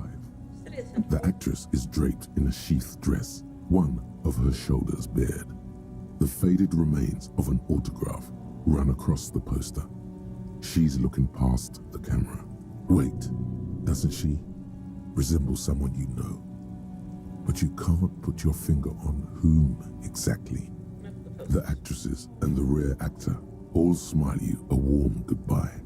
A radio transmitter is attached to the dashboard and a toolbox sits under the driver's seat.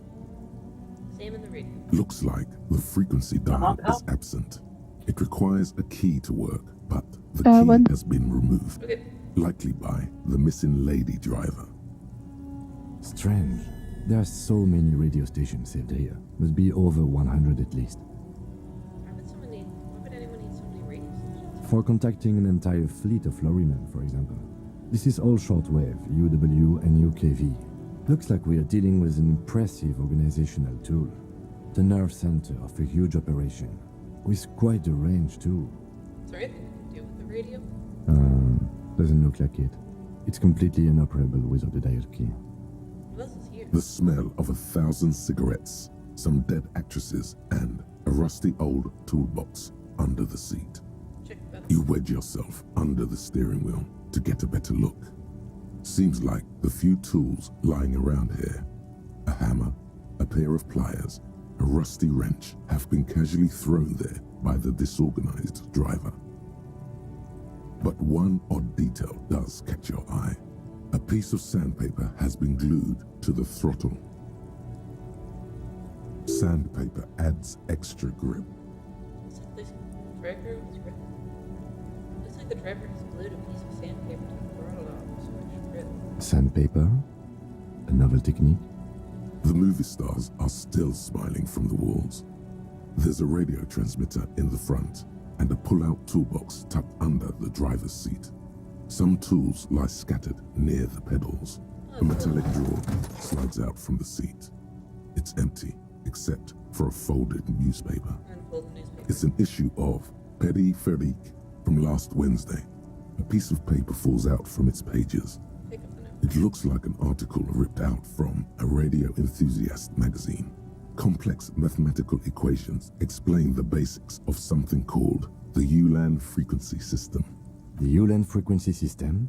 I've never heard of that before. I know of FM, AM, UKV, but... The pull-out toolbox slides back into its nest. The rest is as it was. You close the rusty old lorry door. Great. I think we got everything. A word, detective? Before we return to Joyce? Okay, 1 second.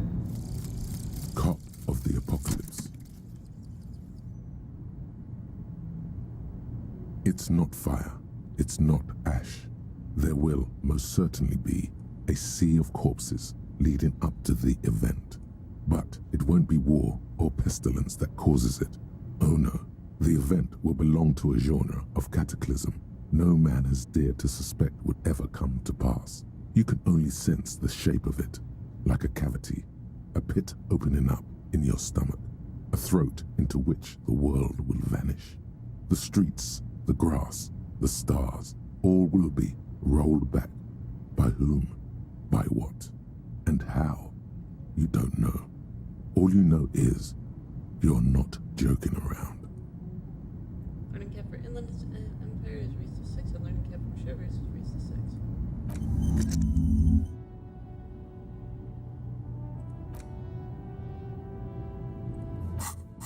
Anyways, what do you want to talk about? Alright, we've finished here. Let's quickly debrief and go over what we found, so we don't do it in front of the company rep. Seems like something police would do. What do you think of all this, Cam? Honestly, I'm quite worried by what we've seen so far. The evidence seems to point to a rather extensive and well-organized operation. I'm especially intrigued by that radio transmitter, particularly the sheer number of stations it can connect. Looks like this alleged drug trade casts a wide net. This means it's well funded. Technology like that, a major player must be financing it. I'm not sure what the Ulan frequencies are all about, but they may hold some significance. Perhaps it's a better way to connect between fleets while avoiding frequency bleed, or maybe it's used to tap into RCM networks. How do you think this is connected to the Union? We didn't find anything conclusive linking them to the smuggling operation. But somehow, I doubt that Evrard Clare would be oblivious to something like this happening right under his nose. My suggestion is, we use it against the Union in any way we can, to our own ends. It's a slippery hill, but we just might be able to pin them down, indirectly, down the road. What about the movie posters? How do they factor in all this? As elegant as they are, I don't think they are relevant to the drug trade. Don't be fooled. Desire always plays a role. A lot of women, especially for a lady driver's cab. Yes, well... Unimportant. Will the RCM open up an investigation into this? We should return to the murder case, see what Joyce tells us about the lynching. When we are done for the day, I call my station and suggest our narcotics department look into it. There are more than enough grounds to start an official investigation, sometime later when we are done here. We do not want to get caught in that. What do you think? The fact that one hasn't started already gives me pause. An investigation, I mean. Especially if the Madrid grouping is involved, and I can't imagine they aren't. It's certainly worrisome. All the same, I don't like the idea of internal affairs descending on the matter. That won't help anyone either. Okay, debrief over? Debrief over. After you. Okay, so use it for everything. And then maybe tell Joyce about it later. We tell Joyce about it now. She'll at least probably get us some answers. Or I think I'll save that for next time. I'm so tired. Fair and valid. I have to go to bed. Alright. So, I think I'll end it there for tonight. Nice. Thank you for joining Yeah, a me, lot. JJ. Yeah, no problem. It's always a fun time being here. Yeah. So I was gone till the end of the stream. So I was kind of gone for a bit until almost at the end of the stream. Oh, that's okay. I understand when it involves cats and such. Yeah. Yeah, I want to thank you for joining the stream, for joining chat for a little bit. I also want to thank Wilson Spells, Charlie, for joining in as well. And just genuinely hanging out and stuff. I want to thank Maslow, who's been in chat. I think he's been lurking for a bit. I don't know if he's still there. He's probably not.